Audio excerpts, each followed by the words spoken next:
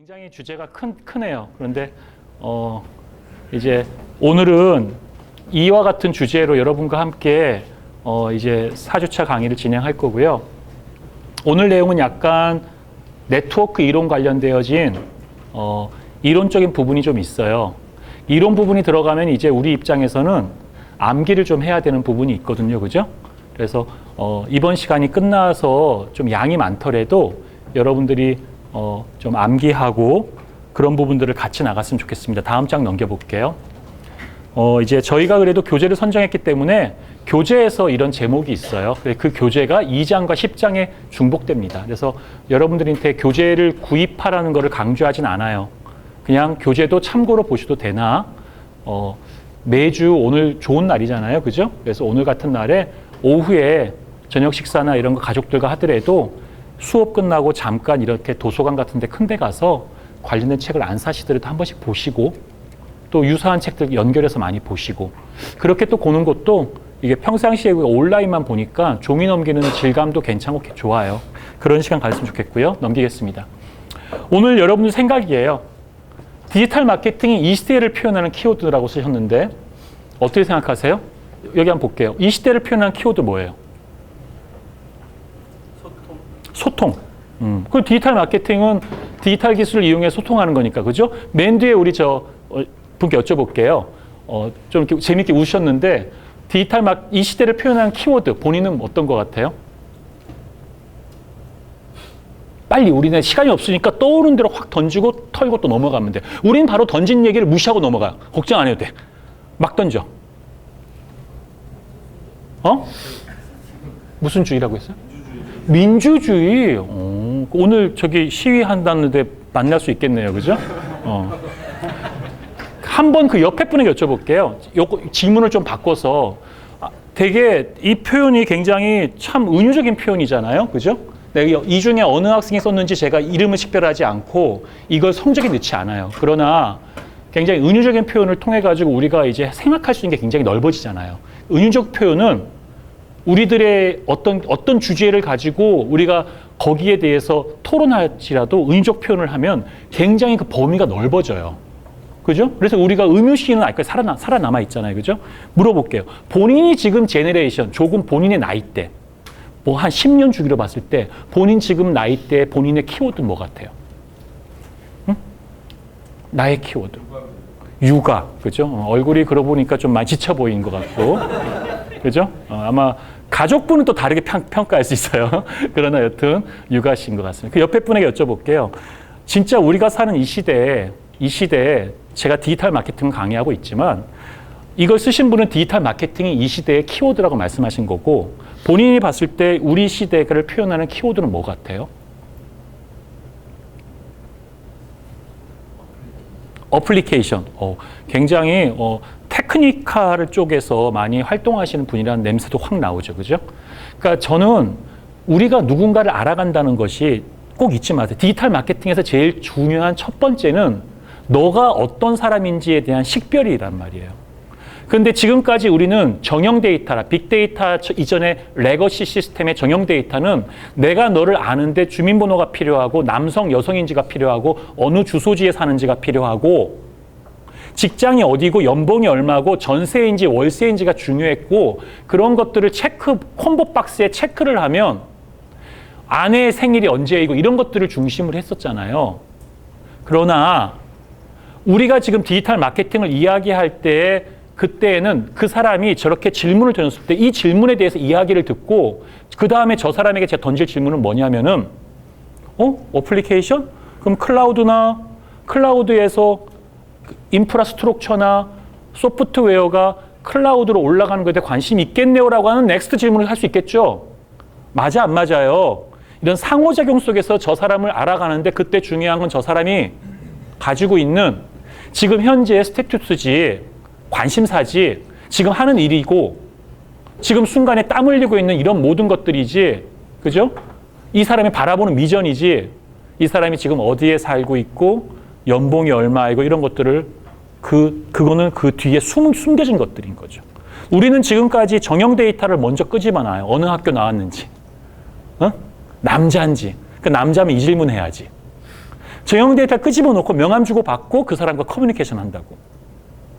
근데 지금 우리 시대에 디지털 마케팅으로 플랫폼으로 어떤 분야에서는 성공하는 모든 기업들의 기본 첫 질문은 그런 질문을 던지지 않고 비정형 데이터를 던져놓고 당신이 생각한 키워드가 뭐냐고 던지잖아. 던지고 그 응답을 보고 마치 챗봇처럼 카테고리를 좁혀가면서 그 사람이 어떤 사람인지를 알아갔을 때 그 다음 스텝이 무슨 물건을 팔지, 내가 어떤 컨텐츠를 이 사람이 여기에 계속 오랫동안 머물러 있을지, 해당 플랫폼에 오랫동안 머물러 있는 게 광고비를 얻는 거잖아. 그래서 유저가 그 플랫폼에 얼마나 오래 있었느냐도 굉장히 중요한 측정 요인이잖아요.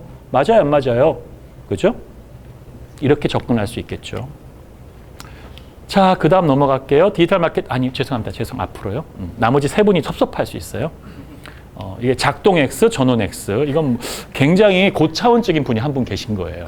그죠? 나는 절대로 이런 걸 가지고 여러분들이 이 자세가 잘못됐다 이렇게 비판할 생각이 전혀 없고요. 이거 쓰신 분은 디지털 마케팅에서 아무 생각이 없다. 난 그렇게 이해한 거죠. 그러니 나는 제대로 배워보겠다. 이번 기회에. 그렇게 생각해요. 그러니까 그분께서는 앞으로 결석하지 말고 꼭 열심히 탕하시면 한 학기가 끝나면 이 수업이 굉장히 좋은 여러분께 도움이 될 거예요. 어쩌면은 디지털 마케팅 수업을 하는데 여기에 전원이 안 들어왔다 그럴 수도 있겠죠. 그죠? 굉장히 이분은 생뚱맞은 것들 갖다 붙이는데 또 재능이 있을 수 있어요. 그런데 우리가 그렇게 생뚱맞은 걸 붙였을 때 창발할 수 있는 새로운 것들이 나오는 시대니까 오케이. 누구나 접근할 수 있고 접근성 맞나요? 편리성, 확장성. 이게 뭔 뜻이지? 접근의 편리성, 그죠? 액세스 포인트에서 누구나 쉽게 액세스할 수 있고 또 확장할 수 있고 그런 것들이다. 이제 마케팅적 어떤 포인트가 그렇게 이해할 수 있겠습니다. 그래서 제가 이거 가지고 1시간 동안 2시간 동안 여러분과 너무나 많은 이야기를 나누고 싶은 게 제 사실 바람인데 그러기에는 시간이 제약이 있고 해서 이제 이렇게 조금씩 여러분들의 생각들을 제 수업에 여러분들이 제 수업에 이렇게 들어와지는 관심을 가져주시는 것들을 조금 열어가는 거라고 생각하시면 되겠어요. 넘기겠습니다. 이거 쓰신 거는 약속대로 성적에 반영되거나 그런 게 전혀 없으니까 본인이 이렇게 썼다고 해서 창피하거나 할 거 없어요. 본인이 술 마시고 실수로 내가 그거 썼던 사람이야 이런 얘기 안 하면 돼. 아무도 몰라. 오케이. 3차원 휴먼 동작인식 행동인식 기술인데요. 가벼운 만남으로 보여드렸는데 제가 지금 시간이 없어요. 시간이 넘어갔는데 이거는 지지난 학기에 우리 학생들 이 신앙그룹 강의할 때 여기 이제 미래색 강의고요. 여러분들의 그 학생들이 저에게 이메일을 보내준 의견이었어요. 제가 이제 3주 강의하니까 학생이 나한테 메일을 보낸 거예요. 교수님 강의 좀 업데이트가 안 된 것 같아요. 라는 것이 배경에 있을 수도 있지. 그치? 나쁘지 않았어요. 바로 인정하고 이거 바로 강의에 넣었어요. 그래서 공부를 하시다 보니까 이런 사이트, 이러한 곳, 더 좋은 게 있다.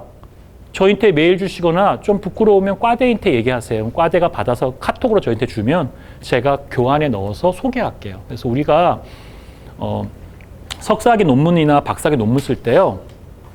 처음에 교수님 찾아가서 막 논문 주제 가지고 막 얘기하려고 하잖아요. 근데 여러 스타일의 교수님 계시지만 저 같은 경우는 아무 말하지 않고 너 논문 몇 개나 읽었어 그래요. 논문 안 읽었다고 얘기하면 일단 도서관에 가서 하드 카피로 된 하드로 두꺼운 이게 겉장이 있는 거 있잖아. 그런 걸로 대학원 도서관이 있어요. 고대에도 개 건물 예뻐요. 저 옛날 때 거기서 살았거든요. 거기서 맨날 거기서 거의 생활하다시피 했어요. 천장이 되게 높아요. 여러분들 여기 천장 높은 도서관 약간 고딕으로 된 도서관 공부하는 로망 좀 있지 않아요? 나 옛날 사람인가? 나는 그때 공부할 때가 너무너무 좋았어요. 그리고 이제 날씨가 해 진력할 때 좀 나와서 저녁 먹어야 되니까 혼자 먹게 되거나 같이 공부한 형들이랑 먹었거든요. 석박사 공부할 때. 자그마치 그렇게 제가 고대에서 한 10년 이상을 공부만 했으니까 지금도 그 생각이 초록초록 나요. 새록새록. 대학원 도서관에서 많이 생활했어요. 그 대학원 도서관 2층에 지금도 있는지 모르겠는데 그런 이게 논문들이 쫙 있어요. 논문대로 칙칙한 냄새가 좀 있어. 그 특유의 종이 냄새. 그렇게 기분 나쁘지 않게 맡으면서 하나씩 꺼내봐서 이렇게 논문들 지겨보고 몇 개 빌려서 보고 최소한 논문을 방학 동안에 100개는 봐야 돼. 자기 전공 분야에서. 그러면 논문을 어떻게 쓰겠구나가 눈이 열려요. 여러분들 저랑 같이 기껏해야 2시간씩 14주 강의 뭐 이렇게 얘기해도 요것만 들어도 이렇게 저랑 같이 이런 강의 스타일 약간 여기서 약간 자극받으면서 인사이트 있는 생각들. 근데 이제 저랑 다시 또 만날 기회가 없으면 일상으로 돌아가서 그냥 끝난 거죠. 해프닝으로. 그러나 그런 것들이 지속 가능하게 계속 있었다고 생각해 보세요. 저도 그냥 어느 날 하루 갑자기 툭 하고 이렇게 저는 강의할 때 준비한 강의겠어요? 준비하지 않은 강의겠어요? 어떻게 생각하세요? 전 한 절반 정도만 준비한 것 같아요. 강의 교환은 준비했어요. 스토리는 여기 맞추려고 해요. 딴 데로 안 튀려고 되게 노력해요. 한 장당 뭐 2, 3분 딱 계산해서. 그런데 여러분들이 반응이 되게 저희한테 흥을 주시고 인사이트를 주고 나한테 통찰력을 주고 하면 강의는 언제든 바로 넘어가서 지금 여기 앉아가지고도 특허날 수 있는 알고리즘을 설계해 본다거나 그려보거나 여기 로직 짜보거나 데이터 흐름도 그려본다거나 여기서 앱 하나 개발하는 것도 당장 이 자리에서 만들 수도 있고 저는 그런 좀 부족하지만 에빌리티가 있어요. 제가 지내보니 그걸 하기 위해서 오랫동안 공부해왔던 게 있거든요. 한 가지 문제를. 그 사이에 농담입니다. 박해 아닌 박해, 무시 아닌 무시를 무지하게 많이 받고 지낸 건 사실인데 그것 때문에 성격도 좀 약간 좀 삐뚤어지고 그런 것도 있어요. 그러나 뭐 여튼 저는 계속 그런 고민을 했어요. 여러분 제 제자로 만난 거잖아요. 그러니까 내가 분명히 말씀드리는 거예요. 10년, 20년 뒤 우리 모습은 다 달라요. 10년, 20년 뒤. 그냥 막연하게 나 뭐 사장해야지, 이사 돼야지, 내가 뭐 권력기관에 높은 자리에 가야지. 여러분들 막연하게 그런 생각하잖아요. 돈을 얼마 벌어야지, 그죠? 저도 그런데 그러지 마시고 10년, 20년 뒤에 내가 계속 고민한 이 컨텐츠 분야에서 내가 남들보다 훨씬 더 창의력 있고 훨씬 더 인사이트 있고 전문 지식에 있어도 밀리지 않으면서 난 그런 사람이 되어봐야지라는 고민을 해보세요. 그러면 그거는 자기가 그 하두를 갖고 물고 가야 돼요. 하두를 물고 가야 돼요. 가르쳐주는 사람 아무도 없어. 하두를 끊임없이 물고 가야 돼요. 관련 책을 보고. 그게 인공지능이든 디지털 마케팅이든 IoT든 초연결이든 슈퍼 휴먼이든 보셔야 될 것 같아요. 요 동영상은 제가 시간이 없어서 플레이 안 할 건데 잠깐 앞부분만 보여줄 수 있겠어요? 다 안 볼 겁니다. 앞부분만 잠깐 볼게요. 집에 가시거나 돌아가시는 길에 꼭 보세요.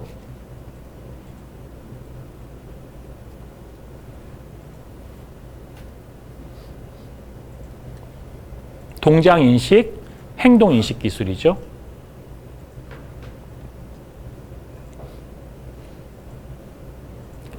(3D로)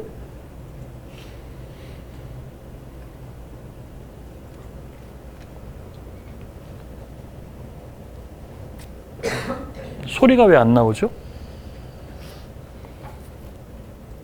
여기에 사운드가 없네요. 밑에 우리 쪽에 컴퓨터 사운드. 그 볼륨. 거기 옆에 눌러요. X를. 오케이. 오케이. 여기까지. 자, 이거를 보시면 이제 연결되어진 게 3차원 동영상들이 많이 나올 거예요. 그거를 그냥 재미삼아 오늘 1시간 정도 이렇게 서핑하듯이 보세요. 웹 서핑하듯이. 강추합니다. 그 다음 넘길게요. 이거는 조금 더 개론 수준으로 깊이 있게 지금 보셨죠? 이걸 앙상블이라 그래요. 앙상블. 저도 앙상블로 350만 개의 딥러닝을 뉴스 기사를 시켜서 거기에서 정확도를 높여서 경진대회에 나갔고 처음엔 150만 건을 기계학습시켰어요. 딥러닝 시켰고 그 다음에는 또 200만 건을 시켰죠. 총 350만 건을 2년 동안 시켰어요. 그래서 제가 많이 부족하지만 해당 문제에 대해서 지금도 대한민국에 어떤 사람이 와도 나는 경쟁하면 그 문제에서는 경쟁 정확도에서 내가 이길 자신이 있어요. 심지어는 너 잘났어? 그러면 3개월, 6개월 시간 줄게. 나랑 다시 해보자. 근데 교만한 건데 제가 그런 어떤 제 연구하는 삶에 그냥 대회에 나가서 마일스톤을 하나 찍은 거예요. 넥스트 스텝은 뭘 할까? 그런 고민 되게 많이 하거든요. 그럴 때 제가 썼던 게 앙상블이라는 알고리즘을 주로 많이 썼어요. 이게 이제 요거 검색해봐. 앙상블 딥 러닝. 그래서 기계학습, 머신러닝 또는 심화학습에 있어서 앙상블 기반으로 많이 씁니다. 그래서 그 중에서 TS-LSTM 네트워크라고 하는 이론을 이용해가지고 뭐 벡터를 어떻게 추고 레프트 축으로 옮긴 다음에 어쩌고 저쩌고 뭐 이런 얘기들이에요. 그래서 이 강의는 아마 보시면 여러분들이 기술자가 아니면은 아 이거 뭐지 이런 얘기가 더요. 저도 이 부분을 봐도 어떤 부분의 로직은 몰라요. 추가로도 공부해야 돼요. 그러나 요즘에는 공부를 자기가 자율적으로 하려고만 마음을 먹으면 사실은 학교를 다니지 않아도 어떤 전 세계의 학교보다 좋은 공부를 할 수 있어요. 그건 분명한 사실입니다. 우리가 그렇게 자율적이지 못하기 때문에 학교로 나오라고 하고 내가 잔소리하고 그것도 잘 안 듣는 거 이렇게 배운 사람들인데도 안 듣는 것 같으니까 레포트 내려고 하고 시험 보려고 하고 그러잖아요. 그죠? 그러나 실제로 요즘은 그런 세상을 많이 서치하세요. 그게 전문가가 될 수 있는 많은 길들 중에 하나예요. 넘겨봅시다. 자, 오늘은 지난주의 내용을 확장해서 조금 더 심도 있는 내용을 들어갈 건데요. 네트워크입니다. 네트워크 이론에서 네트워크는 노드와 허브와 클러스터로 구성되어져요. 알았죠? 그래서 네트워크는 객체들이 상호 연결된 구조라고 봅니다. 인터넷도 네트워크죠. 그죠? 인터넷은 네트워크스 네트워크. 네트워크의 네트워크이라 그러죠. 네트워크들의 또 네트워크가 되니까. 그죠? 그래서 여러 객체들이 연결되어진 겁니다. 근데 그 구성 요소를 노드와 그죠? 벡터와 링크와 엣지라고 그래요. 그러니까 링크를 엣지라고도 부르고 노드를 벡터라고도 부르는데 어떻게 부르든 간에 노드는 그 고유한 NOD는 고유한 속성을 가지고 있는 행위자죠. 여러분들을 제가 저번 수업 시간 할 때 내가 질문하는 패턴을 한번 그려보자 했더니 이렇게 리너하게 간다고 했죠. 또 커브로 꺾인다고 했었죠. 기억나십니까? 그죠? 그때 이 선을 따라서 아마도 감정이나 긴장의 분포나 심장 박동의 분포가 달라졌을 것이다라고 제가 가설을 세웠잖아요. 그 가설을 세워놓고 이제 그 가설을 가지고 여러분들을 학습 데이터를 삼아서 실제 그 값들을 가지고 측정하고 그 가설을 반영하는 수식을 기반으로 한 알고리즘을 설정해 놓고 그 알고리즘으로 이제는 비트 값만 보면 교수가 그쪽에 질문을 하고 있다는 것을 확인할 수 있겠죠. 맞아요? 내 말 이해하죠? 인과관계 얘기니까 지금 인과관계 얘기니까 이런 것들에 대한 다양한 상상을 우리가 지금 인공지능에게 학습시킬 수가 있는 거예요. 예를 들면 링크는 노드들의 연결 관계죠. 릴레이션십, 관계예요. 그래서 우리가 이렇게 연결되어져 있다고 칩시다. 이 연결은 어떤 관계죠? 지금 수업에서는 가르치고 배우고, 그죠? 그죠? 근데 두 사람이 연결되었다 칩시다. 어떤 관계예요? 두 사람 연결되어 있어. 어떤 관계예요? 적대적? 바로 답이 왜 안 나오냐고. 그냥 동료죠. 학우고. 그죠? 또 상사가 연결될 수 있잖아요. 그죠? 이런 식으로. 그러니까 이제 연결 속에는 관계가 있다. 그죠? 노드는 자기 고유의 속성이 있다. 그래서 사실은 우리가 자바 같은 거 배울 때 클래스를 배우거나 자바 같은 걸 공부할 때 객체 지향에 대해서 객체가 헤리전스, 유전자 쪽으로 내려온다 뭐 이런 개념을 배워요. 개념만 배우다가 한 학기 끝나거든요. 이제 이론 수업 배우면 되게 머리 아파요. 선생님이 영어로만 다 써갖고 이제 강의해 주시니까 제가 이제 학교 공부할 때 옛날 때 그런 것들도 다 이렇게 여기와 다 연결되어질 수 있는 생각들이에요. 다 그래서 이렇게 그림을 보면 더 이유가 쉽겠죠. 그 네트워크 이론은 복잡한 웹 공간의 세계를 노드, 허브, 클러스터 또는 경로, 연결 강도, 연결 거리를 측정하는 과학적 방법이다. 제가 지금 여러분께 강의하고 있는 어떤 연결의 경로는 어때요? 연결 경로는 어떤 형태입니까, 지금? 연결의 경로는 방사능이라고 볼 수 있지 않아요? 제가 지금 가운데서 얘기를 하면 음파로 방사로 퍼져서 다 듣고 있잖아요. 자, 그러면 이제부터 귀마개를 주고 귀마개를 앞줄 다 이쪽 줄 다 귀마개 해. 시키면 안 들린다고 가정합시다. 귀마개가 100% 차단했어요. 내가 강의를 해요. 그럼 연결은 누구만 된 거예요? 귀마개를 하지 않은 사람만 된 거죠. 맞아, 안 맞아? 그 다음에 나는 얘기하지 않아요. 귀마개를 몇 명을 풀게 해요. 풀고 내 얘기를 들은 사람이 내가 한 얘기를 그대로 전달하게끔 합니다. 그러면 그런 실험을 해보자고. 그런 실험을. 응? 생각해봐. 음파도 노이즈로 생각해서 없앨 수가 있다고. 잘 생각해봐.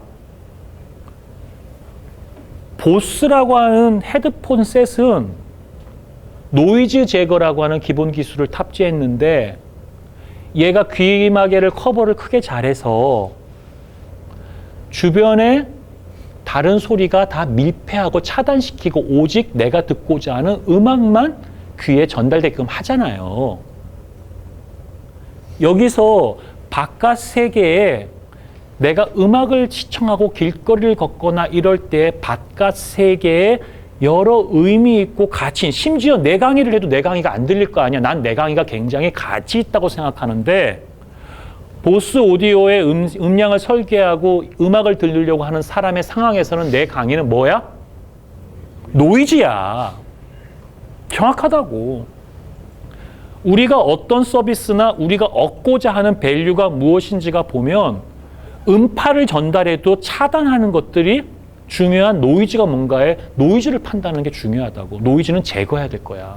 저번 시간에 제가 그 이론적으로 정리하는 시간을 내가 또 이번 주에 할까 다음 주에 할까 고민하다 안 넣었는데 데이터의 전처리가 너무너무 중요하다고 기억하시죠? 데이터의 전처리가 90%라고 데이터 처리하기 전에. 사람들은 몰라서 데이터의 비주얼 라이징만 보고 흥분하는 건데 데이터의 전처리가 잘못되면 아무리 멋있게 비주얼 라이징 해도 그건 다 뭐예요? 페이크야. 장난치는 거고 사람들 속이는 거라고. 배운 사람들이 국민들이나 많은 사람들을 아주 멋스럽게 속인 짓이 뭐예요? 통계를 이용해 속이잖아. 응? 그래서 통계가 뭐라 그래요? 새빨간 거짓말이라고 하는 그런 또 뭐 유명한 사람이 한 얘기도 있다고. 실제로. 그러나 우리 사회는 통계나 데이터를 기반으로 돌아간다고. 우리가 데이터 어널리시스트를 기반으로 해서 데이터를 분석하는 사람이 되어서 남들은 그냥 말로 할 때 데이터를 두들기고 만지고 엑셀이라도 보여주면서 미래에 대해서 예측하고 이야기하는 모습으로 우리가 나아가고 그걸로 디지털 마케팅을 할 때 데이터 처리에 대한 이해를 정확하게 하지 않으면 나도 모르게 사실은 잘못된 정보를 전달하는 경우가 많을 수 있어요. 그래서 과학적 조사 방법론 같은 걸 배우면 우리나라에서 뭘 배워요? 연구 방법론 배우면 뭘 배워? 석사에서? SPSS나 통계를 배운다고. 리지랄 같은 거, 구조적 방정식 같은 거. 그거 잘해. 그런 거 잘하는 애들 뭘 잘하는 줄 알아? 빅데이터에서 R을 잘한다고. 내가 전에 있던 학교에서는 R도 강의하고 했었으니까 내가 이거 개발할 때는 텐서플로우나 파이썬을 이용했고. 응? 그런데 그런 거를 아무리 잘해도 정말 우리가 잊지 말아야 될 게 보통 해외에서 연구조사 방법론 같은 걸 강의하게 되면 연구 윤리를 많이 가르쳐요. 방법론은 그냥 툴인 거야. 그건 대학에서는 연구자에게 연구 윤리에 대한 부분들을 대부분을 가르치고 방법론은 뒷부분에 조금 설명한다고. 마치 빅데이터를 내가 강의할 때 앞단의 데이터의 전처리에 대한 얘기를 엄청나게 이야기하고 뒷부분의 비주얼라이징은 몇 주만 해보려 만단 말이야. 그 툴들에 대해서는. 알겠죠? 그래서 여러분들 관심 가져주시고 시각화의 방법이죠. 통찰력을 주는 거죠. 그런데 이때 굉장히 중요한 참여가 증진한다고 합니다. 왜냐하면 새로운 관계로 넘겨볼게요. 자, 그러면 컴퓨터 사이언스에서는 지금 소셜 네트워크 분석 이론에서의 이 모양이야. 컴퓨터 사이언스에서는 이더넷이라는 게 이너넷이 뭔지 아니면 OSI 7 레이어라는 것 속에서 통신 규약이 OSI 7 레이어에서 7가지 층을 뒀어요.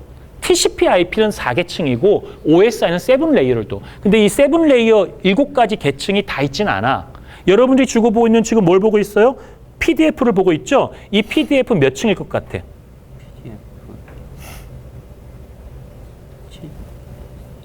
맨 7층이죠. 1층은 이더넷이고 7층 맨 위에 있는 상단이죠. 상단이 뭐예요? 표현 계층이란 말이에요. 응용 계층이거나 밑에. 응용 계층이겠지, 그지? 응용. 응? 이해가죠? 인터넷은 뭐예요? 무슨 계층? 피지컬 물리 계층이야. 물리 계층에서는 그냥 전기적 신호밖에 없는 거죠. 이해하셨죠? 그때 컴퓨터의 인터넷을 버스형으로 갈 건지 스타, 별 모양으로 갈 것이는 통신개론의 첫 장에 나오는 내용이야. 알겠죠? 컴퓨터 사이언스에서. 그런데 오늘은 사회과학자들도 공부하고 있는 소셜 네트워크. 왜냐면 우리가 디지털 마케팅이니까 이게 약간 경영학도 있고 경영정보학도 있고 그죠? 순수 경영학이 마케팅 이론으로 한다면 나보다 훨씬 잘하시겠죠. 사례도 많이 들고. 내가 어떻게 감히 범접할 수 있겠어? 난 컴퓨터 사이언스인데. 난 엔지니어인데. 그러나 제가 이 강의를 할 수 있는 곳에 내가 갖고 있는 가장 큰 장점은 무엇일까? 난 계속 그거 고민하면서 교환을 만들었어요. 난 내 장점을 극대화시키려고. 우리 뭐 마케팅 수업이니까 또 그렇게 할 수 있잖아요. 여튼 여기서 보면 링, 동그랗다는 뜻이죠. 영어 말 그대로야. 메쉬는 뭘까? 다 적으세요. 메쉬 네트워크. 굉장히 중요한 네트워크 중에 하나입니다. 그런데 이제 우리나라 같은 데는 GPS를 이용하거나 할 때에도 위치를 잡고 할 때 위성 같은 거를 우리 거 쓰지 못하기 때문에 미국에서 쓰거든요. 미국이 차단하면 GPS 사라져버리는 거지. 그지? 응? 굉장히 그런 안보의 문제도 있고 해. 늘 우리의 동맹이니까 상관이 없겠지만 우리가 자주적인 힘을 가지고 있고 동맹인 거랑.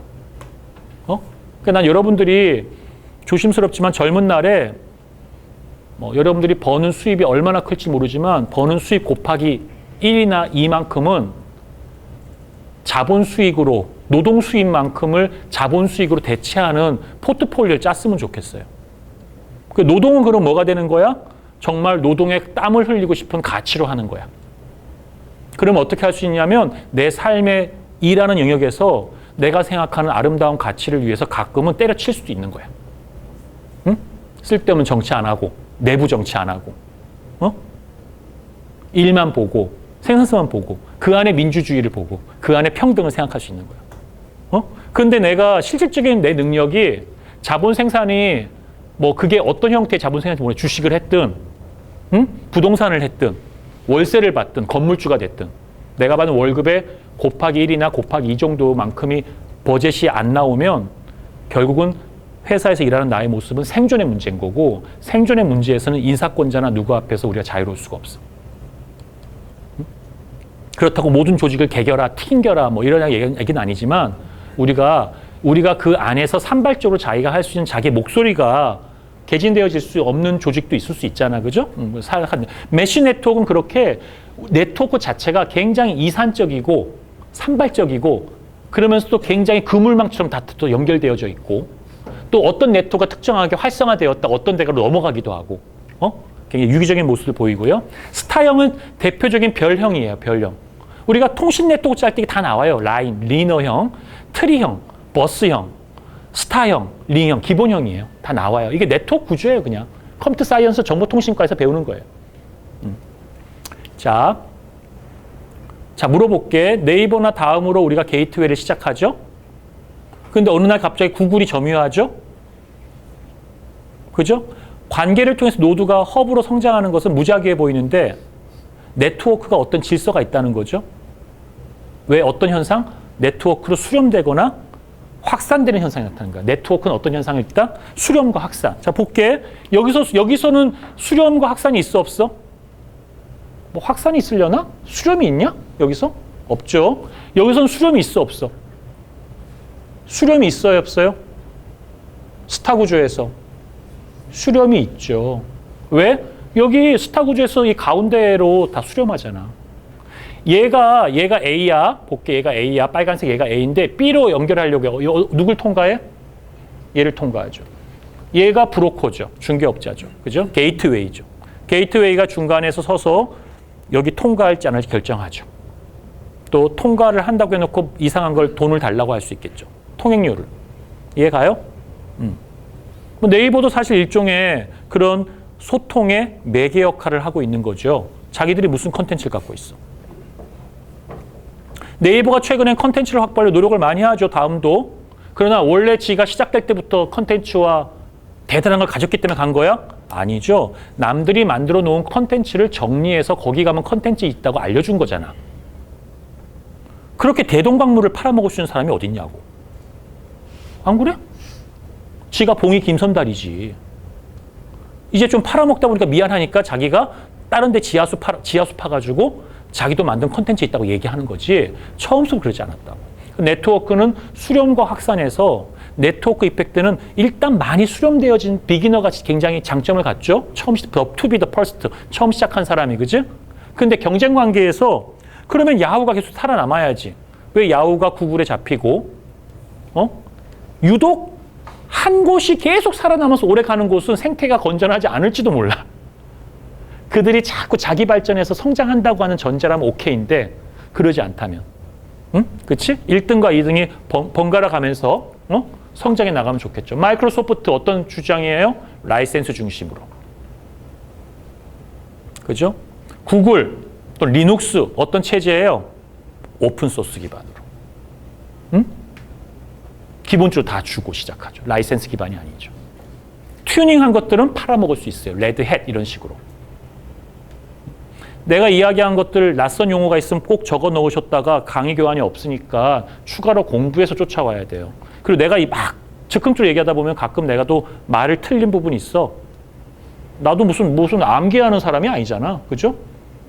나한테 그럼 또 잘못했다고 고쳤다고 얘기하세요. 내가 말도 실수할 수 있고 하니까. 그럼 같이 고쳐가야 돼. 자, 그래서 이렇게 수렴과 확산의 개념 잊지 마세요. 넘길게요. 자, 우리 맨 뒤에 학생 읽어봅시다. 여기가 클러스터부터 크게 한번 읽어봅시다. 유사한 속성을 가지고 있는 노드들의 집과 유사성에 따라 클러스터를 분류해내는 작업을 클러스터링이라고 합니다. 그렇죠.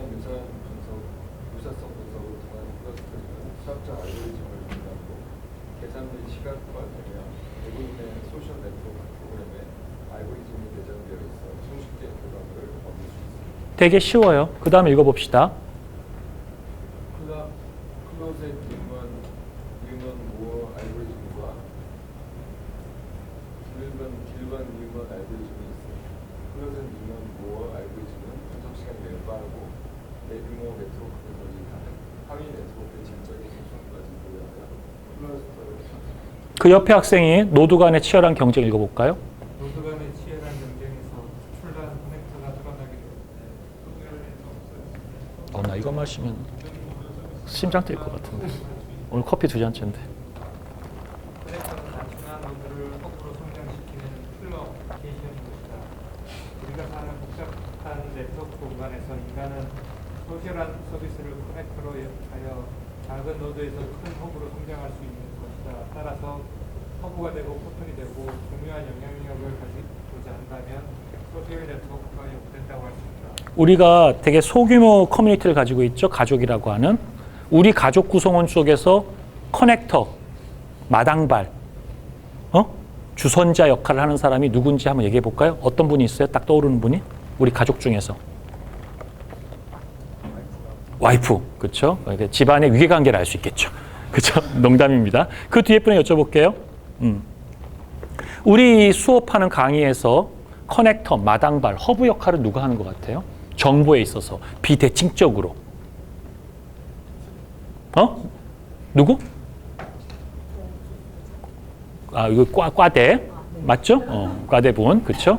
우리는 이제 저분을 통하지 않으면 정보가 비대칭적이니까 들어오지 않으니까 저분한테 알게 모르게 눈치를 보죠. 그죠?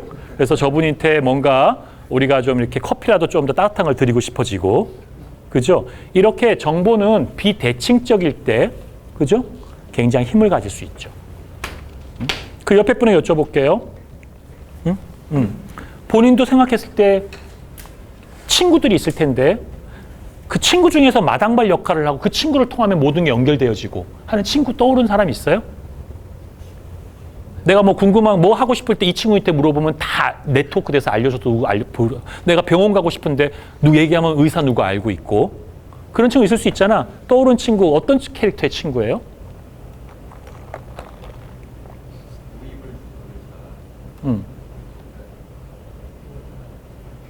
그렇죠. 그 사람은 문제를 해결할 수 있는 능력을 본인이 가진 사람이에요. 능력을 해결할 수 있는 능력자들을 많이 아는 사람이에요. 후자에 속하죠. 그죠? 오늘날 우리 사회가 가지고 있는, 우린 여러분들 다 어떤 사람이 되고 싶어요? 능력자가 되고 싶죠? 그런데 능력자가 되는 것도 굉장히 중요한 우리가 가져야 될 건데, 그 능력 중에 우리가 잊어버리고 있는 능력이 뭐냐면 네트워크의 능력이죠. 내가 네트워킹하는 능력이죠. 뭐하러 쓸데없이 모임을 하냐? 뭐하러 만나냐? 그럼 뭐하러 우리가 삽니까? 우리 사회에서 부딪히면서 얼굴 보고 살고 싶은 거 아니에요? 응? 사람이 또 지긋지긋하게 싫으면서 우리가 사람과 부대끼면서 사는 거잖아요. 그죠? 근데 그때 사람과의 상호작용을 생각해 보자고. 그래서 우린 지금 이렇게 낯설게 만나서 서로가 서로를 조금씩 알아가는데, 어느 날인가 우리가 그룹핑이 됩니다. 요렇게 그룹핑 된다고 치자고. 그러면 그 사람들은 뭔가 공통된 유사점이 있겠죠? 유사성이 있으니까 공통된 거 아니야. 너 같이 어울리고 댕긴 친구가 생판 이렇게 뜻이 틀린데 어울려? 안 그러잖아. 관심사라도 같을 거 아니야. 자, 그러면 여기는 어떤 유사성을 갖는 친구들을 주로 많이 만나요? 자기가 만나는 친구들을 생각해 보니까 분류가, 키워드가 몇 개로 나눠진다면? 저는 근데 그게 항상 일관성 있지는 않은데, 저랑 비슷한 친구를 만나는 경우가 많긴 할 것 같고, 네. 또 다 전혀 다른 성향이 유유상종을 만나기도 하고 낯선 사람도 잘 만난다고 말씀하셨어요. 일단 그 두 개의 스펙트럼이 키워드다. 그죠? 일부러 그런 사람을 만나려고 하는 사람은 아닌데, 지나다 보니 벌써 여러분들 다 40대가 넘은 사람들이 많으시니까 40이 넘어가 보니 나에게 남아있는 인맥이 있는데, 이 인맥은 편한 인맥이더라. 이 인맥은 이런 데에 도움이 되는 인맥이더라. 이런 어떤 인맥에 대한 색깔과 내용과 이런 게 다 있을 거 아니야. 그 리멤버를 만든다면 이제 그런 게 정리되겠지. 앱을 개발하면, 그런 생각을 갖고 있었다면. 기술적으로 리멤버가 명함을 찍어가지고, 개인정보 노출이냐 뭐 걱정도 많이 하지만 찍어서 올려서 사람이 직접 타이핑 쳐갖고 올리고, 그걸로 돈을 좀 버니까 이제 어떻게 해요? 자동인식 거기 알고리즘을 넣어가지고 찍으면 지가 이렇게 왁구도 잡아주고, 내용 중에 위치는 성함이니까 올라가고 하는 것들을 기술을 넣으니까 자연스럽게 자연어 처리 기술도 좀 가지게 되면서 기술로 성장하면서, 그 다음 퀘스천은 끊임없이 어떻게 해요? 커뮤니티를 만들려고 하잖아. 뭐처럼? 링크드인처럼. 그거 쫓아가려고 한다고. 자세히 그 앱을 한번 보세요. 우리가 지금 마케터가 되는 거니까 앱도 개발할 거고, 앱에 그런 기능이 한 번에 다 들어가면 수십억이 들어가는 거고, 수백억도 들어갈 수 있는 거고, 수조 원의 가치가 생기는 거고, 앱에 처음부터 그런 가치를 넣지 않고 아무 생각 없이 만들어주세요. 명함 찍는 거. 그러면 20만 원 주고도 만들 수 있는 거야. 툴을 이용해서. 자기가 얼마나 문제인식을 평상시에 가지고 있고 없느냐의 문제인데, 절대로 여러분들 회사를 나와서 시작해야지 생각하지 마. 있을 때 평상시에 그걸 취미 활동으로 해. 제가 이렇게 오늘 강의 드리면서 자꾸 잔소리해서 죄송한데, 난 여러분들이 앞으로 20년, 10년 뒤에 굉장히 자기 분야에서 잘 돼가지고, 내가 오늘 강의했던 내용을 기억하면서 같이 소주 한잔하고, 그런 사람으로 다시 또 만났으면 좋겠어요. 연어처럼. 응? 우리가 또 이번 학기 끝나면 또 못 만나잖아. 응? 그래서 유사성 분석이 유의어 분석이랑 또 비슷해요. 저는 자연어 처리를 하니까 유의어를 분석해. 비슷한 언어끼리. 그러면 이제 커피면 유효가 뭐가 있겠어? 커피 유효 뭐가 있어? 우리나라 말로 가베. 가베가 커피야. 또 다른 데에서는 뭐 카페도 유효일 수 있겠다. 그죠? 비슷하잖아. 카페 가면 커피를 먹을 테니까. 이해 가요? 카푸치노는 커피의 일종이라고 생각할 수 있겠네? 카페라떼도 그렇고. 이런 것들을 어떻게 정리해요? 유의어 딕셔너리, 사전에 넣겠죠. 컴퓨터가 기계인데 어떻게 커피와 카페테리아를 지가 이렇게 우리처럼 이렇게 인식론적으로 딱 인식하겠냐고. 0과 1로 기억하는 거지. 걔를 0과 1로 저장해 놓고 그 0과 1에 매핑되는 게 있으면 이건 유사하다라고 판단하는 거야. 그럼 유사도의 거리를 봐야 되겠죠. 자, 커피 밑에 카페라떼, 카페 모카면 조금 가깝다. 그죠? 근데 커피와 가베는 어때? 같은 말이지. 완전 가까운 거야. 그죠? 커피 밑에 카페라떼, 카페는 커피 밑에 하위에 들어가는 커피의 종류지. 그 종류의 속성으로 가까운 거지. 링크를 걸어주면 이해 가요? 두 번째, 커피 옆에 카페테리아, 카페라는 게 있다면 레스토랑이니까 이거는 장소, 커피를 마시는 장소라는 의미가 들어가 있잖아. 맞아, 안 맞아요? 이렇게 유해를 넣더라도 유해가 갖고 있는 속성별로 또 분류를 한다고. 그게 잘 돼 있으면 이 아름다운 언어를 분석할 수 있어, 없어? 분석하는 초석이 되는 거야. 근데 커피를 좀 마셔보고 커피 자판대도 좀 알고 이런 문화적 관심을 형성이 갖고 있고 하위의 개념과 상위의 개념, 인과관계의 개념, 연관의 개념, 상관의 개념 이런 것들에 대한 그 노드, 오브젝트 이런 것들의 개념들의 생각들을 자꾸 이렇게 분석하고 생각하는 버릇을 들여놓으면 이 데이터나 이런 것들을 설계할 때 되게 도움이 돼요. 컴퓨터 사이언스라고 하는 내가 여러분들이 트리 구조니 무슨 알고리즘을 꼭 설명하지 않아도 나머지는 누가 할 수 있어? 불쌍한 우리 공돌이들이 할 수 있는 거야. 여러분들 중에는 공돌이도 있겠지만 아닌 사람도 있겠지. 내가 대놓고 공돌이라 얘기해. 오직 수식만 기반으로 해가지고 지가 쓴 기술이 어떻게 이용당할지 모르고 나는 그것만 하겠다는 인간들 순수하고 너무나 훌륭하지만 이제 우리 사회가 기술로 인해서 사회가 바뀌어야 된다고 생각하는 마음을 갖고 있다 보니까 그냥 사회과학자에 그냥 맡겨놓지 말자. 그 개인적인 생각이에요. 그래서 여러분들 공부를 이유가 있잖아. 이거 굉장히 기본 이념이거든. 이론이거든. 근데 재수 없이 이런 거 들어가서 보진 않아요. 지금 마케팅을 다른 걸 해야 될 게 많으니까 이거 검색해서 구글 검색해. 다 서 있어. 위키피디아 잉글리시 버전 너무 잘 되어 있어. 더 심지어는 위키피디아 잉글리시 버전 어떤 내용은 나도 모르겠더라고. 내가 전공 교수인데도 부끄럽게. 공부를 좀 안 하고 이럴 때도 많으니까 저도. 이해가요? 여러분들이 그만 깊이 있게 들어가면 훌륭하게 되는 거야. 그 다음에 이걸 기반으로 뭘 개발하자 하면 사실은 그거 말고 다른 게 되게 많거든. 응용해서 개발을 많이 해. 그러나 그 수식과 로직을 이해하면 변형된 로직을 이해하기가 쉬워. 자신감이 생기고. 그렇게 하루하루 배워가는 거야. 하루하루. 응? 하루하루 배워가는 거야. 저랑 같이 수업하면서. 그리고 관심을 가져야 되고. 넘길게요. 저 쉬는 시간 없이 넘어가니까 뭐 급한 사람 할수 다녀오시고 전화 받고 마음껏 하세요. 자, 이거 네트워크 이론할 때 제가 이산 수학할 때도 이게 오일러의 퀴니스베르크 다리 건너기 문제를 내가 강의했는데 저 맨 뒤에 우리 학생이 읽어봅시다. 크게.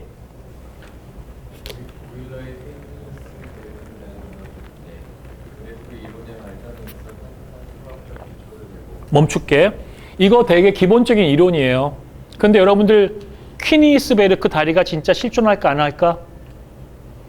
내가 너무 학생들이 공부하기 싫어해가지고 구글 지도를 따서 독일의 그 다리를 보여줬어. 위성 사진으로. 진짜 다리 별로야. 허접해. 관광지도 아니겠더라고. 근데 내가 독일에 자주 가니까 전 독일에 가끔 자주 가요. 해외에 자주 많이 나가요. 근데 뭐 다음에 여행 가면 이제 갈 데도 없으니까 뭐 어지간한 데를 다 가봤을 거 아니에요. 그냥. 근데 요즘엔 그냥 가서 그냥 뭉개고 살기 뭐 이런 거 많이 하거든요. 그래서 저기를 다음에 한번 가봐야 되겠다. 가면 모르겠지. 위성으로 보는 거랑 현장에서 다리 이렇게 쭉쭉쭉 건너는 거 틀리니까, 그지? 공부하기 싫으면 그렇게라도 하라고. 그러면 적어도 그 위치 지도는 알 거 아니야. 이해가죠? 그리고 공부는 지금 다 파악이 안 됐다고 괴로워하지 마. 여러분들 수식 배우고 알고리즘 얼마나 힘들겠어. 저도 무역학과를 나왔는데 경진대회 나간다고 해갖고 미국에 가가지고 하와이에 앉아가지고 동영상 창피하지만 네이버 커넥턴과 네이버에서 준 동영상에서 카이스트 교수가 강의한 걸 되게 많이 들었어요. 그리고 내가 파이썬을 내가 배웠겠냐고 따로 학교에서. 내가 대학교 때 배웠겠냐고. 못 배웠어. 나 대학교 때 코볼 포트란 베이직이 있었다니까. 베이직을 수업 듣다가 준 줄 알았어. 강사가. 맨날 문제 풀라고 설명도 안 해주고 문제 못 풀면 나랑 떨어뜨리고 이렇게 열받아가지고 진짜 하기 싫더라고. 그리고 그것도 씨바잖나 그래. 공부 못했어. 잘난 체 할 게 없어 나는. 그러나 동영상이 요즘에 너무 잘 돼 있는 거야. 그래서 나 진짜 서강대학교 그 교수님이 강의를 너무 잘하시는 거야. 파이썬을. 그 선생님 통해 가지고 많이 배웠어. 그리고 나는 기본적으로 나는 강의를 누가 나한테 주잖아. 옛날 때 주면은 튕긴 적이 없어. 강의를 받기가 어려우니까. 난 지금은 대학교마다 한 번만 강의하고 그냥 강의 안 해요. 되게 교만하게 살아. 옛날 때는 강의하고 싶은데 기회가 없으니까 아무 교과목이나 주면 학원 가서 배워서 강의하려고 했었다니까. 뭐든지 배우면서 하는 거야. 그래서 내가 디지털 미디어라는 거 강의했었어요. 모 대학원에서. 기자들이 다 앉아 있는 거야. 힘들잖아. 현직 기자들이 있는데. 뭐 이렇게. 그래서 내 제자들 중에 기자들이 많이 있어. 걔 앞에서 미디어를 디지털로 가르치는 거야. 서울 시내 꽤 건국대인가 괜찮은 대학에서 그래도 상당히 우수한 학생들이 있는 대학원에 석사과정 강의하는 거야, 밤에. 애들 힘들게 왔는데 헛소리 해봐. 바로 그냥 그 다음날 골 때리는 거지, 내가. 나 이런 것도 강의해봤어. 중앙대학교 대학원에서 이산업과 디지털 출판. 근데 내가 출판업계 애들을 또 많이 알아. 이인자들 중에서. 애들 부자들하니까. 건물을 다 아버지가 갖고 있는데 애들이 이제 앞으로 아버지 출판 인쇄하는데 뭘 할까가 퀘션 마크인 거야. 진짜로. 내가 한 10년 전에 강의했어. 이산업과 이북 산업과 디지털. 내가 그 전공자가 아닌데 어떻게 했냐고. 무지하게 열심히 공부해서 가르치는 거지.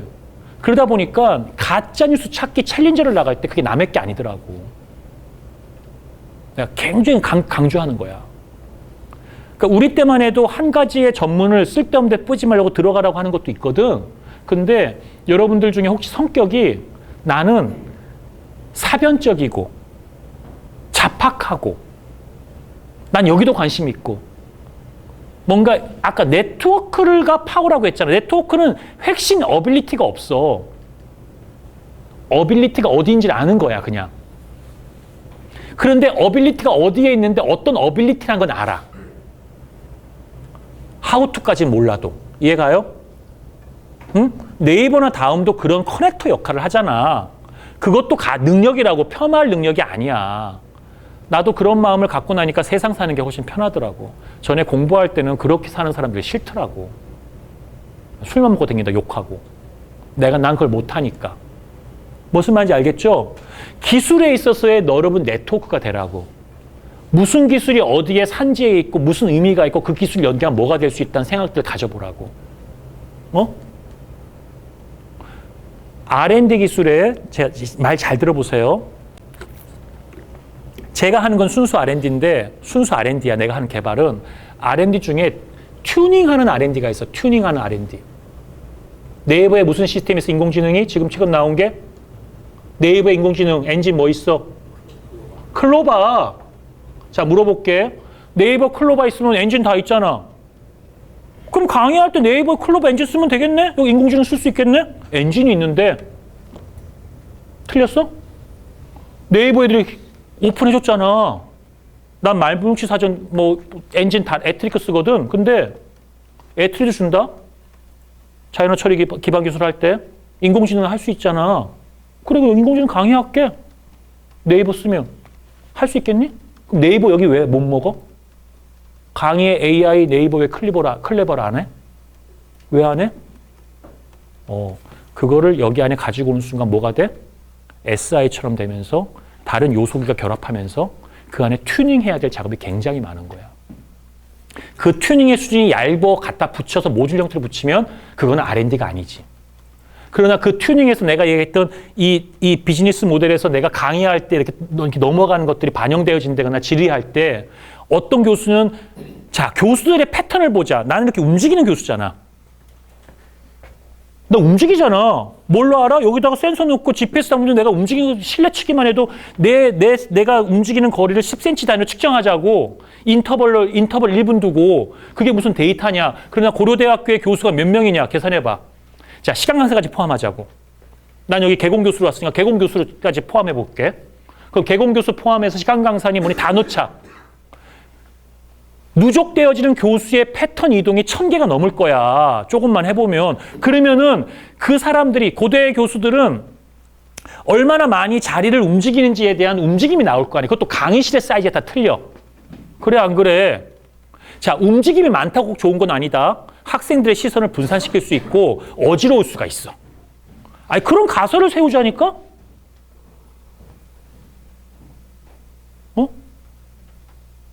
그러한 모든 것들이 변수로 들어오고 처리되는 과정에서 그 엔진 하나 갖고 못해. 그 단위로 넘어가면 그거는 R&D가 되는 거야. 응? 그래서 여러분들은 어떤 시스템 통합, SI 같은 성격의 시스템 인테그레이션의 SI잖아요. 그죠? 나는 사실 첫 직장은 시스템 인테그레이션 하는 회사에서 시작했어요. 쌍용 정보통신에서. 거기서 많이 배웠죠. 난 컴퓨터를 거기서 배웠어요. OJT 같은 거 하면서. 실력이 없으니까 비전공자 일로 다 모여. 너희들은 바보들이야. 앉아 임마. 너 TCP IP가 뭔지 뭘지 모르지. 뭐 그러면서 우리 제품이 누바큐 시스템인데 너 임마 ERP 시스템이 뭔지 모르지? 전사적 자원 관리가. 이러면서 혼나면서 제안서부터 써 그러면. 그래서 제안서를 읽어. 제안서를 읽는 게 배우는 거야. 그것도 못해? 그러면 이제 A4 박스 들고 7층에서 9층까지 갖고 올라와. 아름다운 직장 생활을 꿈꾸었는데 멋있지는 않더라고요. 또 이제 그렇게 하면서 배워나가는 거더라고. 그렇게 배웠어. 요즘은 어떻게 가르치는지 모르겠지만. 응? 사내에서 배우는 자바 같은 객체 지향 같은 거 랭귀지 배우고. 그렇게 하나하나 배워가는 거야.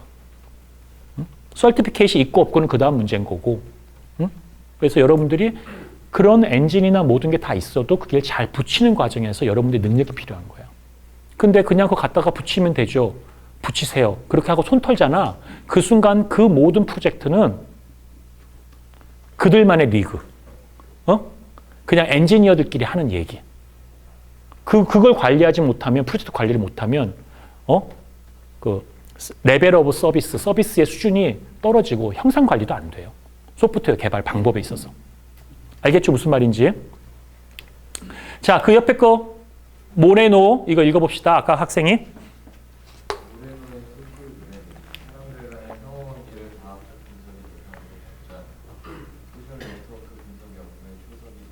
잊지 마세요. 오늘 가르친 강의 내용이 한 학기 동안 가르칠 내용들이야. 소셜 네트워크 어널리시스 가르치면 원론 수준에서. 저는 뭐 신문 방송학이나 사회학이나 이런 데 하시는 데에서 강의 안 하기 때문에 이걸 정리해서 강의 안 하거든. R 같은 거 다루는 툴 잘 안 가르치려고 해.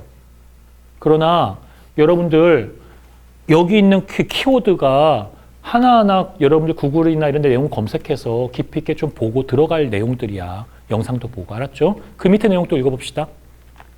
아데라스와 유리세 실험, 네트워크 중심성에 대한 연구를 통한 네트워크 중심에 위치한 행위자는 의사결정 영향력, 개인적 성과와 형성 등에 있어 유리한 위치에 있게 된다는 후속 연구들이 이어지게 됩니다. 네트워크에 있어서 빈도가 많지 않다? 빈도가 많지 않은데 네트워크는 빈도가 있을 수 있잖아. 커넥션이 연결돼서 자꾸 대화를 많이 해. 그런데 의사결정은 이쪽에서 나. 그럼 무슨 관계야? 네트워크의 중심성이 여기가 강한 거지. 사회과학자들은 네트워크에 있어서 중심점이 누구냐를 굉장히 많이 본다고.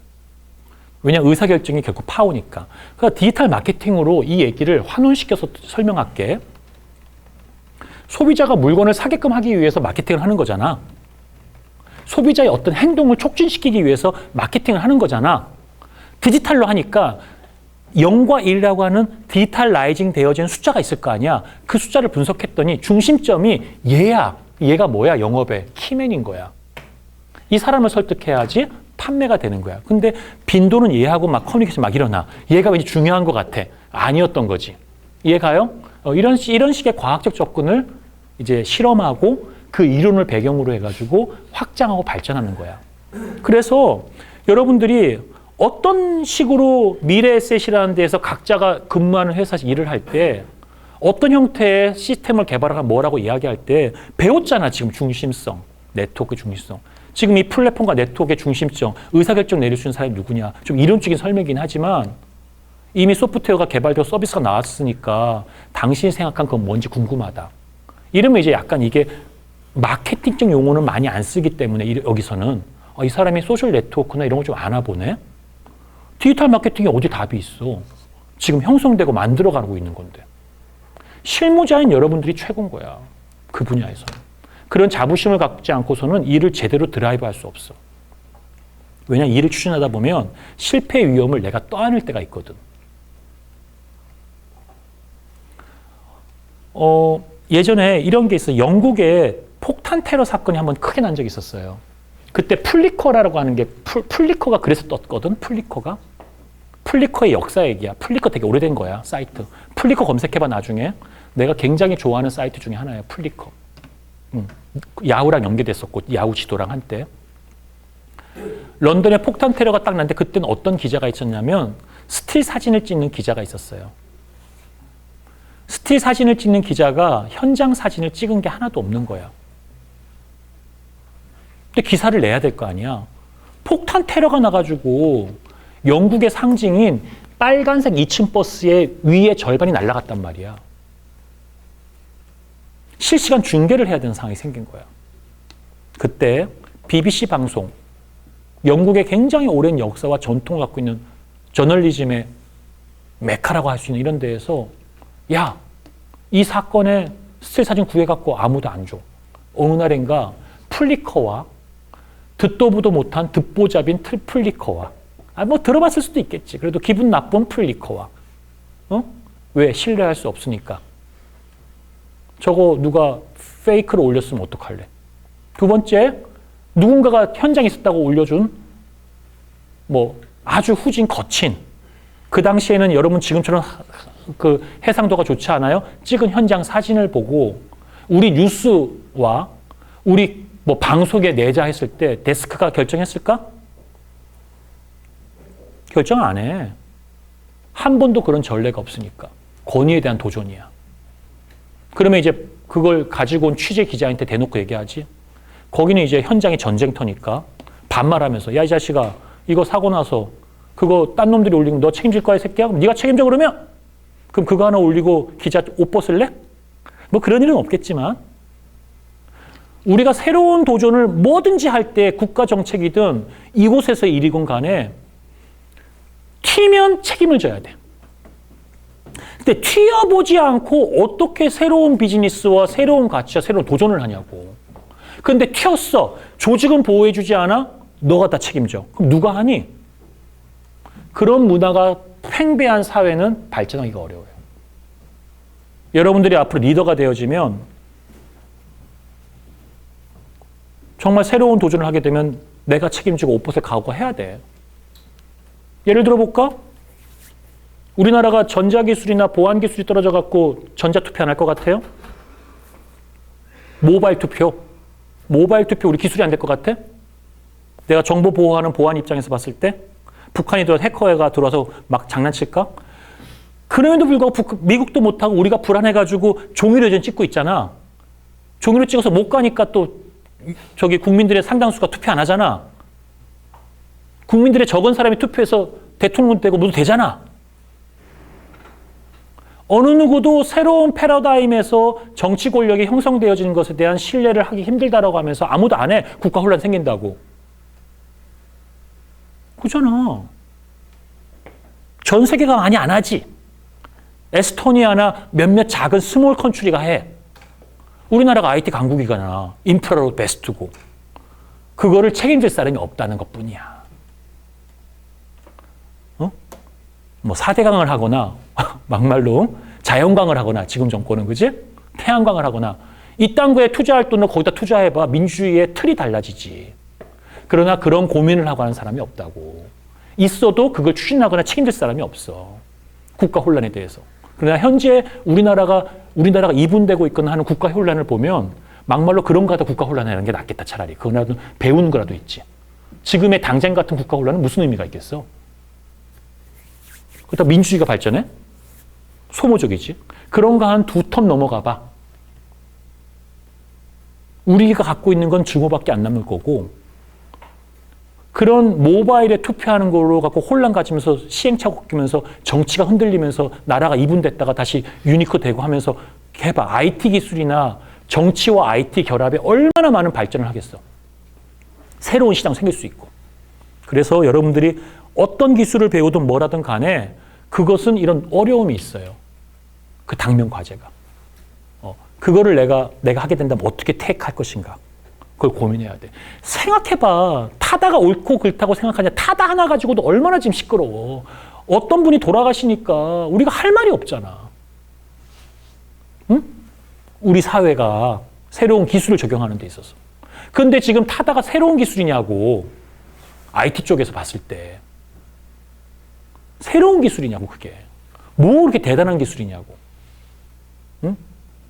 그러나 우리가 그런 저변에 대한 이해도가 떨어지는 거야. 관심이 없고. 맨날 뉴스에서 다른 당쟁하는 것만 관심 갖고 얘기하잖아.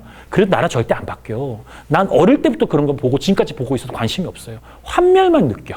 그거 내 소견이야. 미안해요. 그리고 참여해야지. 국민이니까. 그지? 어떤 편에 쓰고. 양비론 쪽으로 양쪽에 다 다리 걸고 있다가 그럴 줄 알았어. 이런 건 제일 재수없는 거잖아. 그지?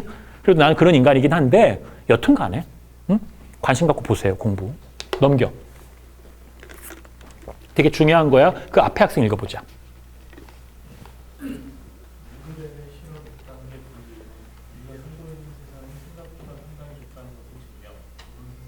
자, 멈출게.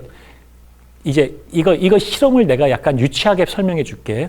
나 청와대 누구 알아? 우리 옛날 때, 우리 어렸을 때 그런 말이 좀 유행이었어요. 얼마나 황당했냐면 청와대에 누구 알아? 자, 청와대 누구 알기 위해서 청와대에 편지를 보내는 거야. 대통령에게. 문재인 대통령의 편지를 보낸다 생각할게. 아니면 감옥에 있는 박근혜 대통령 전 대통령의 편지를 보낸다고 생각할게. 그래서 편지를 보내는데 편지를 이 사람한테 보내면 가장 빠르고 가깝게 보낸다. 떠오르는 사람 있어? 누구야? 사장님? 누구야? 사장님? 아, 내가 괜히 힌트 줬다. 뒤에. 아버지 이름이 굉장히 높은 사람이야, 이 사람은. 장관 이상한 거야, 아버지가. 비서실장. 비서실장을 아는 거야, 청와대에. 무슨 말인지 알겠지? 이렇게 해서 높은 사람을 실험을 해본 거 했더니 사람들은 통상 6단계를 넘치면 누군가 연결된다는 거야. 편지를 전달할 수 있대. 그 실험으로 증명한 거야. 그게 6단계 이론이야. 네트워크에. 이해가죠? 무슨 말인지? 그래 되게 재미난 아날로그 실험을 했는데 이 실험의 결과가 1960년대, 70년대 이럴 때 있었던 실험이야. 아주 오래전에 이런 실험을 한 거야. 미친 실험이지. 왜 편지를 대통령한테 보내고 난리를 부려. 그러나 그런 실험을 했던 그 이론적 배경이 소셜 네트워크에서 우리가 관계망을 설명할 때 굉장히 중요한 이론이 됐다고. 그러나 이 사람이 이걸 할 때 소셜 네트워크라고 하는 것이 없었단 말이야. 그래서 과학 연구나 사회과학 연구를 할지라도 이론 연구가 가질 수 있는 굉장히 중요한 의미가 있는 거야. 현상의 소셜 네트워크를 설명하는데 이런 이론을 가지고 그것을 해석하고 설명해낼 수 있으면 우리가 어떤 현상을 바라볼 때 좀 더 티오리컬하게, 좀 더 체계적으로 이해해 나가는 그 방법들을 생각할 수 있잖아요. 그죠? 이해가죠? 이미 이건 결과도 있으니까. 자, 그 다음에 내가 저번 시간에 살짝 얘기했던 것 같은데 이거 기억할 거야. 그 옆에 학생 읽어보자.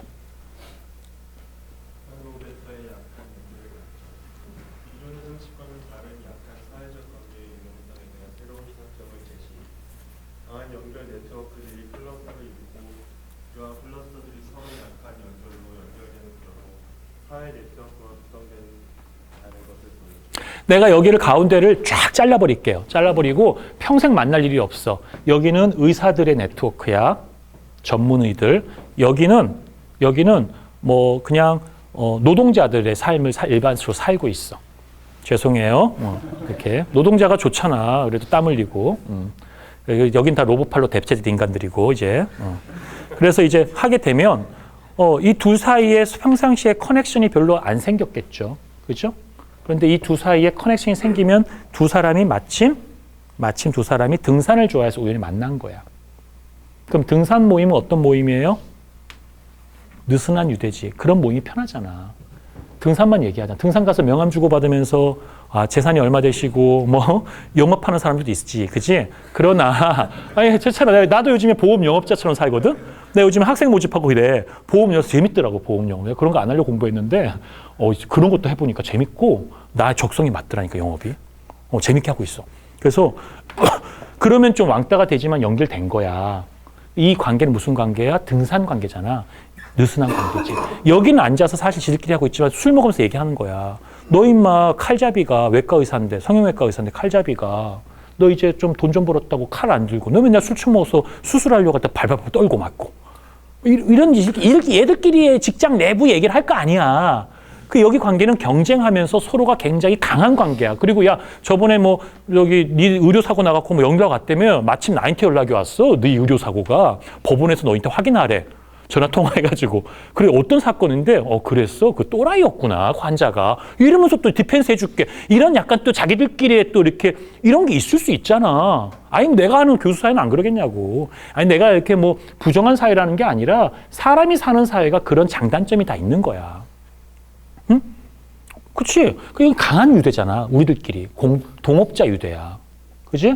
여기는 어때? 같이 이제 근무하면서 이제 노동 운동도 같이 해야 되고 데모도 해야 되고 이 사장이 우리 형제한테 유니온을 만들자 해서 강한 유대야. 유니온. 노동조합의 연대라고. 근데 여기 사이는 만날 일이 없어. 근데 여기가 뭐가 됐어? 등산으로 연결된 거야. 이해가요?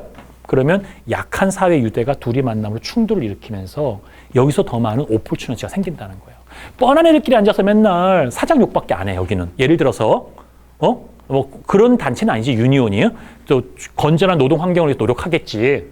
여기 앉아서 맨날 환자 욕 안 해. 그지? 사실은 의료 발전을 위해서 노력하겠지. 그러나 비슷비슷한 사람들이 한 20년, 30년 그들끼리 만나서 이야기할 때 생기는 생산성의 향상이 생각보다 그렇게 막 크지 않더라는 거야. 이해가요? 무슨 말인지?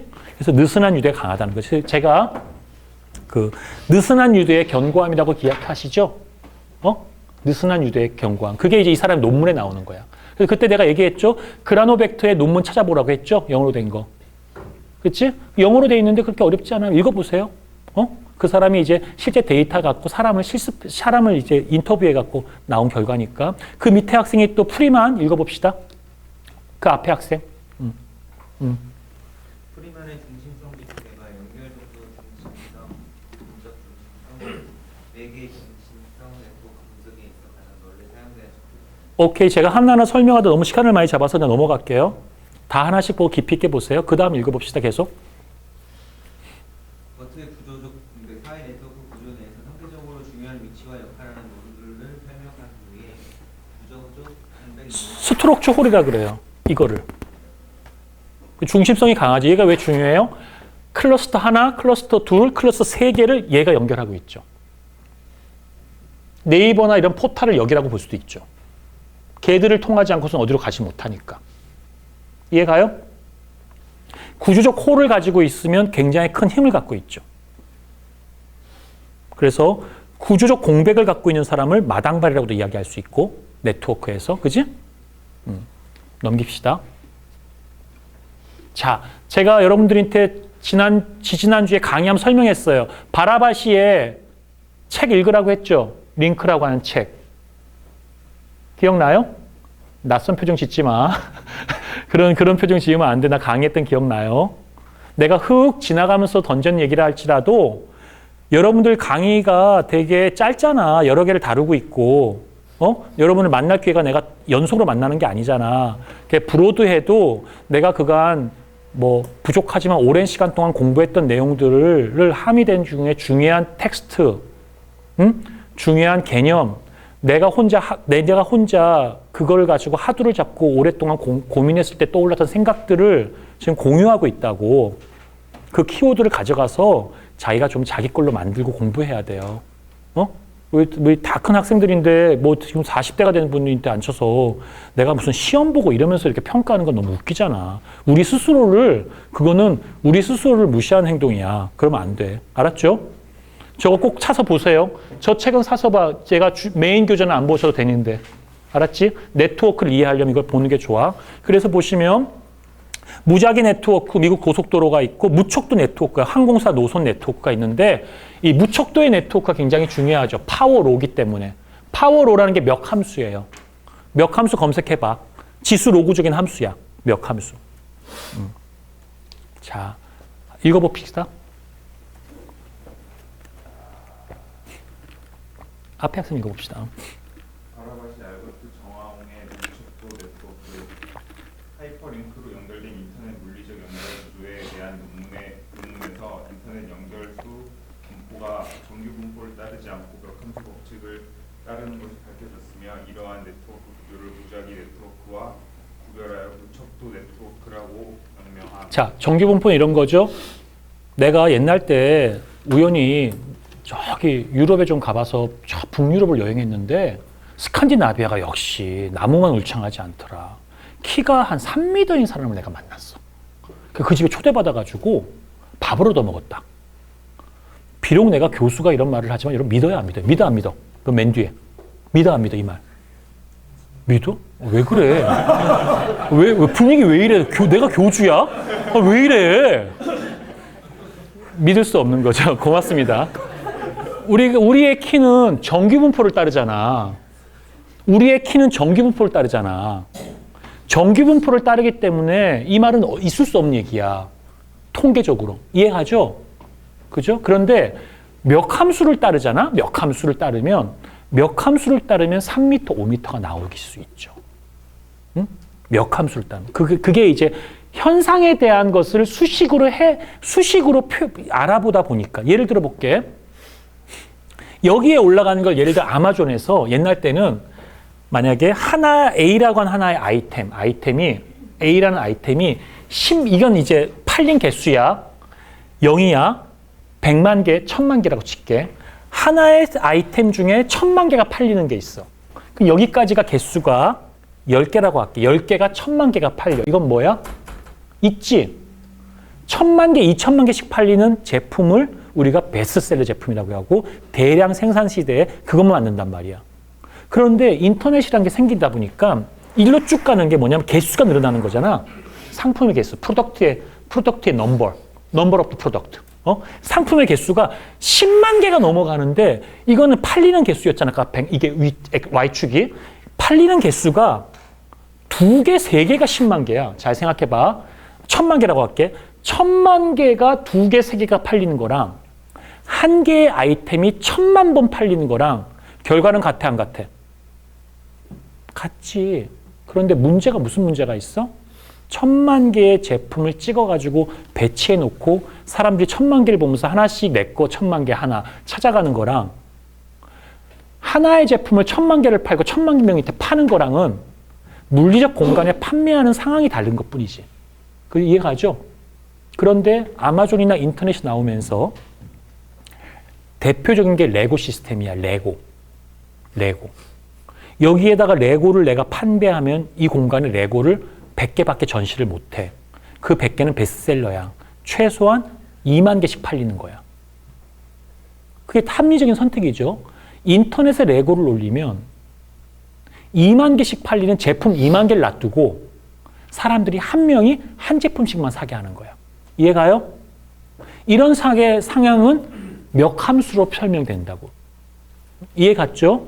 그런 예야. 인터넷은 그런 몇 함수적 현상이 있더라라고 발표한 거고 몇 함수는 이미 존재하는 그냥 함수의 형태야. 코사인, 사인, 코스트 펑션, 2차 방정식 다 있잖아. 그 수식을 우리가 사는 현상계가 그냥 그 분포를 보여주고 있는 거야. 어떤 분포가? 인터넷이. 그렇게 이제 설명하는 거예요. 넘길게. 좁은 세대 네트워크, 그 옆에 본인이 계속 읽읍시다. 읽어보세요. 스트로가츠의 좁은 세대 네트워크, 전력망, 손충의 신경망, 영화배우 간 연결망의 연결 경로 특성의 분석, 인접한 노드와 일정한 규칙에 따라 일정한 숫자로만 연결되어 있는 정규 네트워크, 무작위로 연결되어 있는 무작위 네트워크의 중간에 존재하는 좁은 세상 네트워크를 제시. 그래서 이번 주에 기회 닿으면 저 책을 읽어보시면서 밑줄 쫙쫙쫙 긋고 모르는 거 있으면 구글 검색해서 더 읽고 옆에 자기가 주석 달고. 저도 한 몇 번 그렇게 읽었어요. 텍스트 중에 좋은 텍스트는. 알겠죠? 그게 공부하면 자기 게 돼. 절대 아직은 우리 머리를 누가 또 뺏어갈 수 없으니까 꼭 보셨으면 좋겠고요.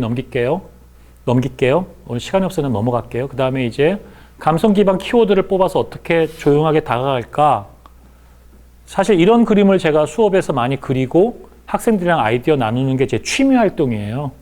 나 그걸 좋아해요. 그래서 오늘도 얘기 나누다가 여러분들 중에서 저랑 같이 질문할 때 이런 질문하세요. 내가 회사에서 이런 태스크를 받았어요. 이런 업무가 있어요. 시스템 개발이에요. 설계예요. 여기에 디지털 마케팅 쪽 요소를 넣고 싶어요. 교수님, 우리 학생들이랑 같이 얘기해보고 싶어요. 학생들의 의견을 갖고 좀 넣고 싶습니다. 이렇게 하는 거야. 예를 들면. 이해가요? 응? 그럴 수 있잖아. 응?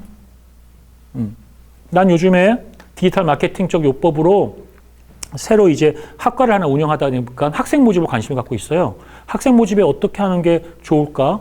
어떤 아이가 AI 융합학과에 관심이 있을까? AI 융합학과에 관심 있는 소구증이 높은 거는 어떻게 내가 측정하거나 데리고 올 수 있을까? 그런 앱을 설계한다면 어떨까? 그러면 이렇게 AI라는 키워드를 검색을 많이 하는 사람 찾을까? AI라고 하는 키워드를 가지고 근접한 키워드인 IoT나 뭐 소셜 네트워크 이런 걸 볼까? AI를 키워드를 갖고 있는 사람들은 물건을 사려고 하는 걸까? 아니면 영화관을 가려고 하는 걸까? 아니면 진짜 얘가 취업을 하려고 하는 걸까? 그럼 그 요점은 무엇일까? 그럼 그 변수들은 무엇이지? 얘들이 그러면 정보를 소비하는 방향성은 어떻게 되고 순서는 어떻게 되는 거야? 그런 아이디어를 가질 수 있잖아요. 그죠? 그래서 내가 뭐 AI는 어떤 사람이 배워야 될까? 내는 고민 되게 많이 해. 그럼 고려대학교가 AI 대학원이 있거든. AI 대학원과 내가 운영하는 학부는 무슨 차이가 있고 난 어떤 강점이 있을까? 그 강점을 어떻게 소구점 갖고 있을까? 얘기할까? 일반적으로 알고 있는 브랜드 파워가 약하다 이런 거 떠나서 응? 무슨 말인지 알겠어요? 그냥 내가 디지털 마케팅 하면서 그런 고민을 해. 재밌을 것 같고 그런 거 갖고 앱을 개발하면 싸게도 개발할 수 있고 비싸게도 개발할 수 있잖아. 그걸 통해서 AI의 플랫폼화 시킬 수 있는 앱을 개발할까? 공부하려고 하는 사람들의 모임? AI만? 그럼 AI만 그 플랫폼 한다면 다시 위에 장 올려볼게. 위에 장. 여기에 보면은 전력망이나 선충의 신경망이나 영화배우의 연결망처럼 이 AI를 공부하려는 사람들의 연결망은 좀 독특한 게 있을까? 그 도메인 연결망은 어떨까? 사제 간의 연결망이 우리가 되어지면 우리는 어떤 특징을 움직일까? 과대 중심으로 움직일까? 아니면 랜덤하게 만날까? 다른 일반적인 사제 관계는 어떻게 움직이고 있는 건가? 그렇잖아. 나는 내가 있던 과거에 랩실을 내가 운영할 때 지금 랩실 운영 안 해요. 내 연구실을 운영할 때 내 조교들은 어떻게 뽑았냐면 내가 이 조교를 하면 뽑아. 학부 가르치다 똘똘해. 내 석사 데리고 꼬셨어. 내 석사생 시켰어. 꼬셨어. 내 방에 앉혀놔. 전화 응대시키고 막 가르쳤어. 그 다음에 얘가 그 다음 기수 석사생을 뽑을 때는 얘가 데리고 오는 애를 무조건. 내가 안 데리고 오고. 그럼 이제 이렇게 한 사람으로 쭉 이어지잖아. 난 약간 그런 방법을 썼거든요. 그게 이제 나에게 어떤 효과가 있는지 모르겠어. 하여튼 그런 방법을 썼던 것 같아. 그렇게 우리가 네트워크를 해나가는 방법들에 있어서 그런 고민들이 일상생활에서 많이 쓴단 말이야. 소소하게. 알겠죠? 다시 넘길게. 그래서 마케팅을 할 때 제일 중요한 것도 여러분 내가 봤을 때 이 네트워크 이론을 기본적으로 이해하고 넘기기 시작해서 그래서 보는 게 필요할 것 같아요. 그래서 이제 마케터를 할 때 제일 중요한 거는 데이터가 새로운 오일인데 AI는 뭐 새로운 뭐 전기 같은 거고 그래서 개발 인프라를 위한 기술의 적용이 단순히 하는 게 매출 브랜딩을 위한 기술의 활용이 필요하겠죠. 그죠? 그래서 마케터와 인공지능은 마케터와 일러스트처럼. 그죠? 그래서 AI 마케터가 나온다면 어떤 형태일까? AI 마케터는 모든 달라진 도메인을 할 수 있을까? 지금은 약 인공지능이잖아? 약한 인공지능이니까 어떤 형태를 많이 써요? 챗봇을 개발한다고. 챗봇 형태야. 챗봇은 뭐예요? 사람을 대체하지 않고 뭐해? 보조하는 역할이야. 자, 변호사다? 아무리 변호사가 똑똑해도 판례를 다 외우지 못해요. 저도 지금 아까 봤을 때 오래간만에 OSR 7레이어 얘기하니까 표현계층인지 응용계층 헷갈리더라고. 표현계층 OSR 7레이어 좀 중간에 있고 응용계층이 맨 위일 것 같은데 헷갈렸어, 순간. 그리고 또 딴소리 하기도 하고 정확도가 떨어지는 거야. 근데 그게 나이가 들어가서 더 그래. 그렇잖아. 그럴 때 그런 판례 같은 걸 분석은 정확하게 있던 데이터를 끄집어서 키워드로 갖고 와서 정리해서 주는 건 AI가 잘한단 말이야, 아직은. 그죠? 그런 식으로 지금 보조적 약 인공지능이 많이 챗봇처럼 많이 돼. 내가 상담하려고 해. 상담 쪽에서 AI가 많이 뜨고 있거든, 지금. 그럼 상담 AI야. 단순 상담이야. 단순 상담. 뻔한 거 질문할 때. 그럼 인건비를 낮추고, 또 이제 감정 노동하고 있는 힘든 분들에 대한 서포트를 하고, 뭐 이런 역할을 할 수 있는 게 많지. 오케이, 넘기자. 그래서 AI 마케팅에 대한 이해인데 이제 다음 주에 AI 마케팅에 대한 설명을 좀 들어갈 거라서 이제 이 얘기를 잠깐 하는 거예요. 시작은 데이터죠. 그래서 0과 1과 데이터는 0과 1이죠. 그렇죠? 비트죠. 그래서 시작에 입력값이 들어가면 중간에서 로우 레벨의 피처, 로우 레벨 피처가 있겠죠. 그러니까 피처는 특징점이야. 그러니까 머신러닝과 딥러닝의 차이는 아주 심플한데요. 피처를 주느냐 안 주냐야. 특징값을 주느냐 안 주냐야. 기계가 학습을 하는데 특징값을 주면 내가 사실 우리 과대가 첫날 나한테 이런 특징값을 줬어요. 우리 학생들은 노후하시기 때문에 교수님의 기대처럼 농담이야 그렇게까지는 안 했어. 내가 표현을 약간 뻥친 거야. 오해하지 마세요. 아주 젠틀하게 하시는 분이셨어요. 학생들이 연배가 많으신 분이 많아서 앞에 신앙그룹 학생들 가르쳤던 것보다는 교수님의 질문에 적극적이진 않으실 거라도 상처받지 마세요라고 얘기하시더라고. 첫날 그 말씀 해주셨어. 그래서 되게 힌트가 됐어. 이 사람은 저에게 뭘 준 거예요? 내가 기계야. 기계면 나한테 내가 학습을 학생들을 강의할 때 여러분들에 대한 특징을 알려준 거야. 여러분들의 그 이해를 가지고 있으면 내가 이제 질문했을 때 답변이 바로 안 나오고, 질문했을 때 약간 거만한 투로 이렇게 내가 지금 귀찮아 죽겠네. 이렇게 해도 기분 나쁜 게 하나도 안 생기잖아. 그러면서 기계가 여러분들을 어떻게 배워가는 거야. 학습하는 거야. 그러면 이 학습은 되게 수월해요, 처음에. 이해가? 그런데 딥러닝으로 넘어가면 그런 퓨처, 특징점을 주지 않고 내가 계속 얘한테 툭툭툭 찔러가, 만져줘. 툭툭 치면 얘가 만지면 막 경기를 킬 수 있잖아. 그럼 다음에 이제 안 만지는 거야. 근데 처음서부터 우리 학생들은 이렇게 터치를 하면 경기를 일으킵니다. 굉장히 이거는 아주 섹슈얼리즘한 문제가 생길 수 있습니다. 라고 주의했으면 절대 이런 테스트는 안 하지. 그잖아. 기분이 나쁘진 않죠? 고맙습니다. 이해가지? 기계에게 그런 거 시켜놓고 기계가 계속 실험한다고. 그러면서 이제 걔가 배워가는 거야. 내가 여러분들이랑 자꾸 질문하잖아. 근데 나는 계속 내가 기계라고 생각해봐. 질문하면서 여러분들과 계속 피드 수준이 어떻게 되는지, 내 수업에 관심이 있는지 내가 눈을 계속 맞추잖아. 나는 그것만 관심 있는 거야. 학습 데이터. 그래서 데이터를 계속 쌓는 거야. 그죠? 근데 저기 피처가 써 있잖아. 피처 특징. 무슨 값이야? 인코딩 값, 칼라 값, 텍스처. 이거 굉장히 쉬운 값이라고. 빅데이터를 따지면 반정형 값이 있고 정형 값이 있고 비정형 값이 있는데 대표적인 반정형 값, 메타 값 같은 거. 사진 찍으면 언제 찍고 픽셀이 얼마고 그냥 끌어오잖아. 그냥 끌어오는 값. 로우 데이터에서 그냥 가지고 오는 값. 아직 아직 이 데이터를, 로우 데이터를 인포메이션으로 인간이 알고 있는 지식으로 전환시키지 않은 데이터. 이해가? 아니, 내가 똑같은 데이터를 해도 마케터가 봤을 때 의미를 부여하면 물건을 살지 안 살지의 데이터로 이해할 수 있고, 투자자 입장에서는 이 데이터가 의사결정을 투자할지 안 할지의 의사로 덧입혀질 수 있잖아. 이해가요? 근데 이제 그런 어떤 의미적인 어떤 것이 안 들어간 거지. 일단 하이 레벨이 있어요. 여기서부터 이제 하이 레벨이 생기죠. 하이 레벨 피처. 뭐가 생겨? 키워드를 뽑죠. 카테고리를 나누죠. 분류하죠. 컨셉을 잡죠. 온톨로지를 가져가겠죠. 이해가요? 그러니까 로우 데이터에서 그냥 기본 기초값 올라오니까 난 여러분과 같이 먼저 시작하면은 꼭 잊지 않는 게 뭐냐면 우리가 여기서 다 땀을 흘릴 수 있거든.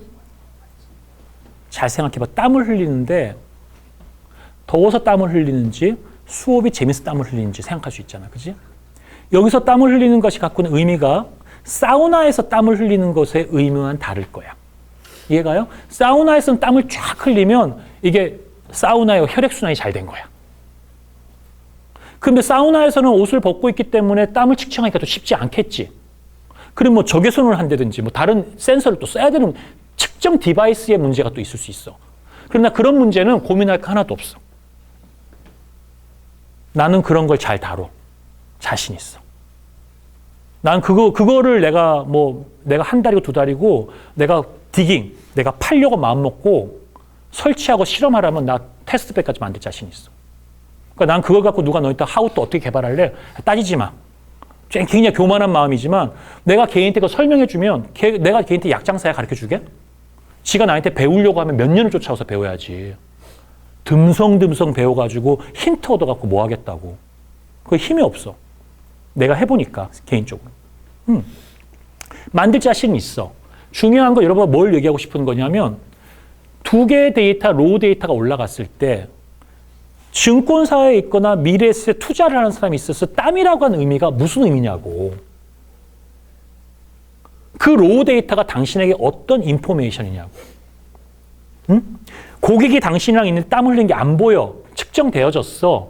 평상시에 얘가 땀을 1g 흘린다고. 땀이 1g일지 모르겠어. 하여튼 뭐. 근데 그날 2g 흘렸어. 그게 당신과 오늘 투자하고 하는 데서 무슨 의미로 보이냐고. 그럼 당신이 의미를 딱 넣어줘. 퓨처 값으로.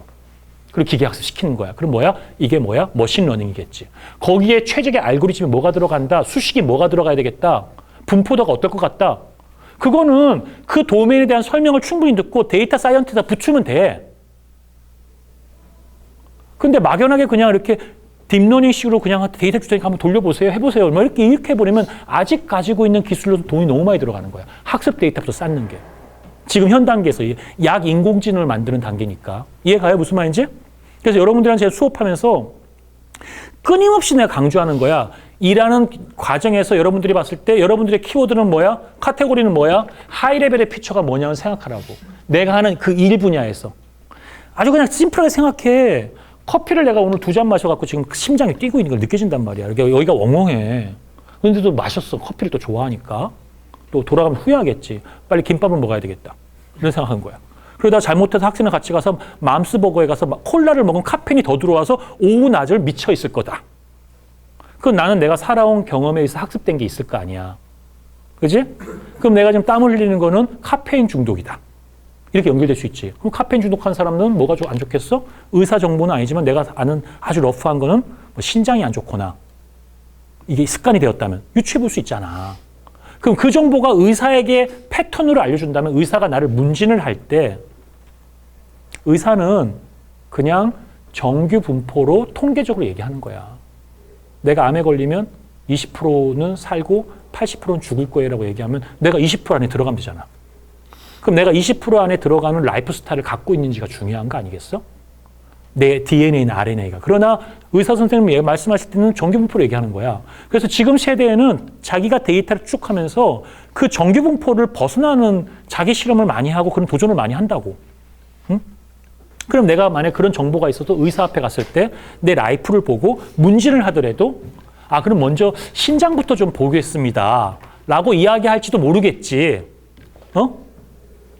그러니까 문진을 통해 가지고 의사 선생님들이 우리의 질병을 아는 내용은 내가 몰라. 의사가 많지 않으니까. 그러나 몇 년 동안 내가 그들과 옆에 붙어서 이것만 고민하고 얘기하는 그 프로세스에서 어떤 정보가 하이 레벨의 퓨처인지를 확인할 수 있을 거라고. 그러면 그 정보를 어떻게 게러링 가지고 올 것인가의 문제, 인덱스 그 정보를 가져다가 여기에 보여줄 것인가 문제, 어떻게 기계학습 시킬 건가 문제. 이제 그런 건 이제 그 다음 스텝을 생각하겠지. 그 앞 단계의 문제 인식을 굉장히 잘 잡아야 돼요. 그래서 기획, 구상, 이 피드백, 데이터 피드백, 실행. 여기에 피처 값이 뭔지. 이 피처를 처음에 잘 잡으면 AI를 개발할 때 알고리즘이나 뭐가 굉장히 돈이 많이 들지 않아도 지금 현재는 굉장히 심플하게 만들 수 있어요. 그래서 챗봇이 요즘에 많이 뜨는 거야. 챗봇이 사실은 롤 기반, 비헤이비어 기반, 롤 기반, 룰 기반. 그래서 어떻게 이게 AI냐? 뭐 이런 생각이 좀 들거든? 근데 챗봇을 AI로 한단 말이야. 챗봇은 정말 의사결정 트리 구조 같은 것들도 있어. 그냥 트리 구조를 이렇게 물어가서 좁혀지는 거야. 지가 뭐 학습한 게 아니라 그냥 이거 하면 몇 단계가 나왔는데 그냥 그걸 AI로 학습해서 추천해 주는 거야. 그 단계 속에서. 커피를 먹었다? 단계 예상해. 심장 뛴다? nervous, 예민해진다? 잠이 깬다? 단계 있을 거 아니야. 지금 낮 시간이니까 난 잠은 안 깰 거 아니야. 러닝 시켰으면 밤 시간이면 잠을 깬다로 분기하겠지. 이해가?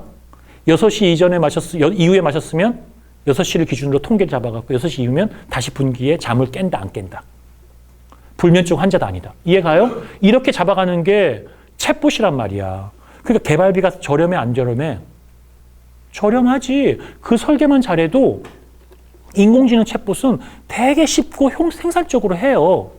그러나 그거는 강인공지능은 아니다. 근데 더 무서운 거는 그런 걸 설계할 때 백단에 개발자가 그 다음 단계를 생각해야 돼. 설계자가, 기획자가, AI 기획자가 여러분들이 돈 주고 개발하는데 회사에 기여하고 나도 배우고 싶은 거야. 회사에 시켰으니까 아, AI 하기 싫은데 짜증나. 챗봇 이 자식들 내가 몇 억씩이나 주는데 개발 이거밖에 못하니 자식들. 뭐 이런 생각하고 위에서 뭐 시켰는데 레포트는 내지 이 자식이 레포트 빨리 안 줘. 이러고 있으면 둘이 기술 개발 되는 줄 알아요? 싸움밖에 안 돼. 속으로 다 싫어해. 둘이 서로 싫어하면서 그냥 개발해. 재밌게 해야 될 거 아니야. 그럼 고민해야 하는 거야. 이 챗봇을 돌렸을 때 어떤 데이터가 쌓일지. 그러면 다음에는 퓨처, 특징점을 주지 않고 챗봇이 학습해서 챗봇과 챗봇끼리 한 사람은 상담자, 한 사람은 응대자로 지가 바둑두듯이 클론해가지고 클론으로 복제해갖고 학습해갖고 퓨처를 안 줬는데 진상 손님을 판단하고 진상 상담원을 미리 판단해서 알려주고 지금은 특정한 데이터로 전화번호가 들어오거나 특정 휴대폰 번호에 이런 블랙리스트를 적어갖고 하는 식의 방식일 거 아니야. 응? 그렇잖아. 아니, 여러분 상담원 전화하면 맨날 나오잖아. 법률에 의거해서 감정노동자를 보호하기 때문에 말 함부로 하면 녹화되고 어쩌니 하잖아. 현실적으로 그런 게 있는 거 아니야. 그러면 그런 사람들이 첫 마디가 아 할 때부터 이 사람이 꼬여가지고 이런지 안 하는지를 판단할 수 있어야 될 거 아니야. 감정이. 그러면 감성을 상담원에게 감성적으로 상처를 줄 것 같으면 그냥 바로 기계한테 패턴을 넘겨줘야지. 이런 분기 어떻게 시킬 거냐고. 지금 기술로 잘 못해. 그 기술 처음부터 만들려고 하잖아. 돈 무지하게 들어가. 어느 기업도 투자하지 않아. 설령 내가 한다고 얘기해도 눈 하나 감고도 안 해.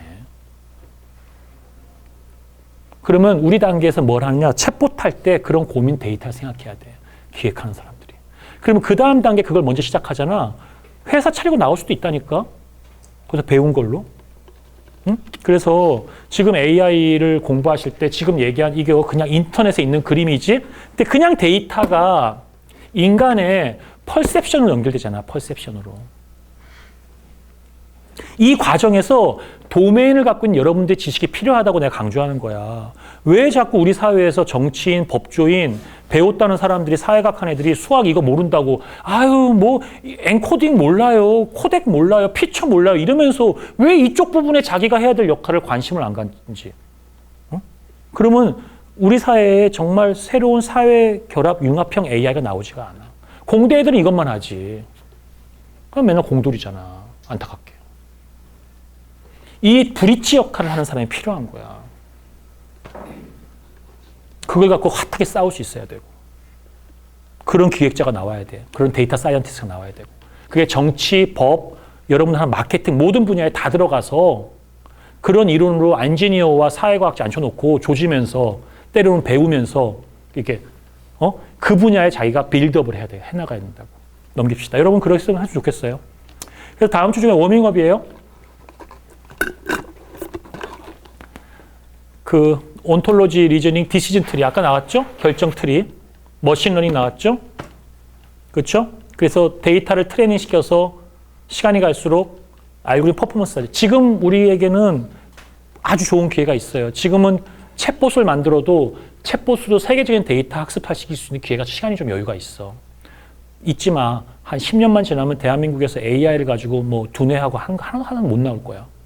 지금 잘 생각해봐. 우버 우리가 먹니? 못 먹어. 대한민국. 누가 나도 못 먹어. 여기다 10조 넣어봐. 안 돼. 에어비면 될 것 같아? 한국에서나 공유경제 헤쳐먹어라. 바보들아. 안 돼 절대. 응? 이제 그럼 물 건너갔어. 우리나라 아마존? 나올 것 같아? 모르겠다. 그죠? 넥스트의 AI를 생각하실 때 지금 우리가 내 AI는 다 초범이야. 쉬리 들어봐라. 쉬리가 이게 AI냐고. 관광 AI야. 관광 AI. 관광은 좀 맞아. 근데 무서운 거는 얘가 플랫폼에 깔았잖아. 끊임없이 데이터를 러닝하고 있다고. 넥스트 AI가 나오면 이제 그때부터는 다른 AI가 그 학습을 한 도메인의 난리를 갖고 들어올 때 못 이겨요. 지금 그런 연구가 굉장히 전 세계적으로 많이 하고 있어. 미래의 셋이 어떤 AI를 할지 뭘 할지 몰라. 나는 거기에 전문가도 아니고 그 지식이 없어. 나는 증권이나 투자나 뭐 하나도 모르니까. 그냥 고민해야 돼. 어떤 학습 데이터를 갖고 가고 어떤 데이터가 전 세계적으로 앞으로 먹고 살 수 있는 데이터일지. 그 데이터가 퍼셉션 뭘 주고 그리고 나면 그 다음에 이제 또 기술이 발달해서 유전자 공학적인 알고리즘 나오면 거기에 붙이면 되고 적용하면 돼. 사람은 사는 세상은 그 프로세스가 있으니까. 넘깁시다. 그래서 굉장히 중요해. 관찰해야 되는데 라벨을 붙인다고. 색이나 시켜. 라벨을 왜 붙이는 줄 알아요? 기계가 학습시키기 위해서. 기계가 인식하는 게 라벨이야. 나는 여러분들을 다 인식해요. 저기 여학생 앉았잖아. 그냥 눈으로 봤잖아. 여기 남학생 앉았고, 죄송 여기 좀 젊고, 응? 여기는 왠지 음료수를 좋아할 것 같고. 바로 인식하잖아. 응? 여기는 디바이스가 많고, 아주 멀티하잖아. 카카오톡도 하면서 이것도 보고. 좋지. 나는 바로바로 알잖아. 그런데 기계가 알아 몰라? 모르죠. 내 수업을 듣는 학생들에게 태깅을 붙이는 거야. 라벨을. 어떻게 붙여? 이 학생은 멀티 펑션이 가능한 학생. 태깅이야. 이 학생은 워러. 물이 없으면 힘든 학생. 수업에 물을 먹었을 때 머리 많잖아. 막 액티비티가 올라온 학생이야. 태깅 붙여. 이런 태깅을 붙여놓지 않으면 데이터에 여러분들 학생들에 대한 태깅 뭐 있어? 학번 있지. 전공 있지. 나이 있지. 전형 데이터잖아. 그거 갖고 기계 학습시키냐고. 기계를 학습시키기 위한 고유한 태깅 작업을 먼저 시키는 거야. 그래서 라벨을 붙이는 거야. 그 라벨을 붙이면 쪼개. 어떻게 쪼개냐? 트레이닝 할 셋이 있고 테스트 셋이 있어. 트레이닝 셋에 유효성 평가가 있고 이런 게 있어. 이것도 잘 잡아야 돼. 왜냐하면 저 테스트와 트레이닝과 테스트의 퍼센테이지를 달리하면 결과가 틀려지더라고. 내가 해보니까. 저거 갖고 밤새웠어. 많이. 왜냐하면 학습 데이터는 정해져 있거든. 학습 데이터 만드는 게 돈이야. 알바생 써야 돼. 힘들어. 가짜뉴스 만드는 게 굉장히 중요한 돈이야. 나는 이제 죄송하지만 나는 1천한 경험이 2년 동안 가짜뉴스에 미쳐서 가짜뉴스 잡아내는 것밖에 안 했어. 이미지 쪽 몰라. 난 이제 AI 전문가도 아니야. 학교 석사부터 배운 적도 없어. 그냥. 난 정보 보완했어. 여기서. 어쩌다 경진대회 나가서 한다고 해서 하게 된 거야 지금. 나도 어떻게 여기까지 왔는지 모르겠어 그냥. 근데 내가 데이터를 만져본 건 맞으니까 그 기억은 갖고 있다고. 그 기억에서 라벨링 붙인 게 중요하다는 말이야. 라벨링을 처음부터 내가 퓨처 생각하고 데이터 이해해서 붙이면 훨씬 쉬워지는 거야. 물론 멋있게 라벨링 안 붙이고 데이터를 AI가 지가 라벨 자동 붙여주고 클로닝 시켜서 지가 학습까지 다 시켜주면 얼마나 좋겠니? 그런 AI가 없어 아직. 그전 실력이 안 돼 내가. 우리나라도 그래. 그러니까 텍스트 데이터 들어오면 데이터에 가짜뉴스를 식별하기 위해서 어떤 학습 데이터 셋을 구축할지가 중요하고 그 학습 데이터가 다 돈인데 만들어 10만 건을 만들어 가짜뉴스를 만든 다음에 테스트 셋을 따로 두고 트레이닝 셋을 따로 두는 거야. 트레이닝을 시킨 것을 확인해야 될 거 아니야. 어떻게 확인할래? 테스트에다가 가짜뉴스 여기다가 쫙 이제 진짜 가짜뉴스와 진짜 섞어놨어. 이만큼. 여기를 어떻게? 트레이닝 셋이야.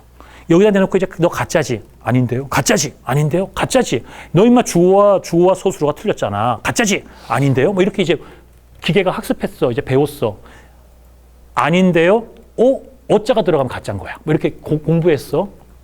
여기 가짜와 진짜를 알잖아. 여기다 놓고 테스트 해보는 거야. 정확도가 딱 나올 거 아니야. 정확도 별로 안 좋아. 그럼 다시 또 얘한테 트레이닝, 또 다른 알고리즘 여기 테스트 해보는 거야. 이거를 수만 번, 수천 번, 수백 번을 돌린다고. 그래서 정확도가 제일 높은 로직을 찾아 내가. 찾고 이제 이 정도면 자신 있어? 가짜뉴스 세상에 한번 던져보자.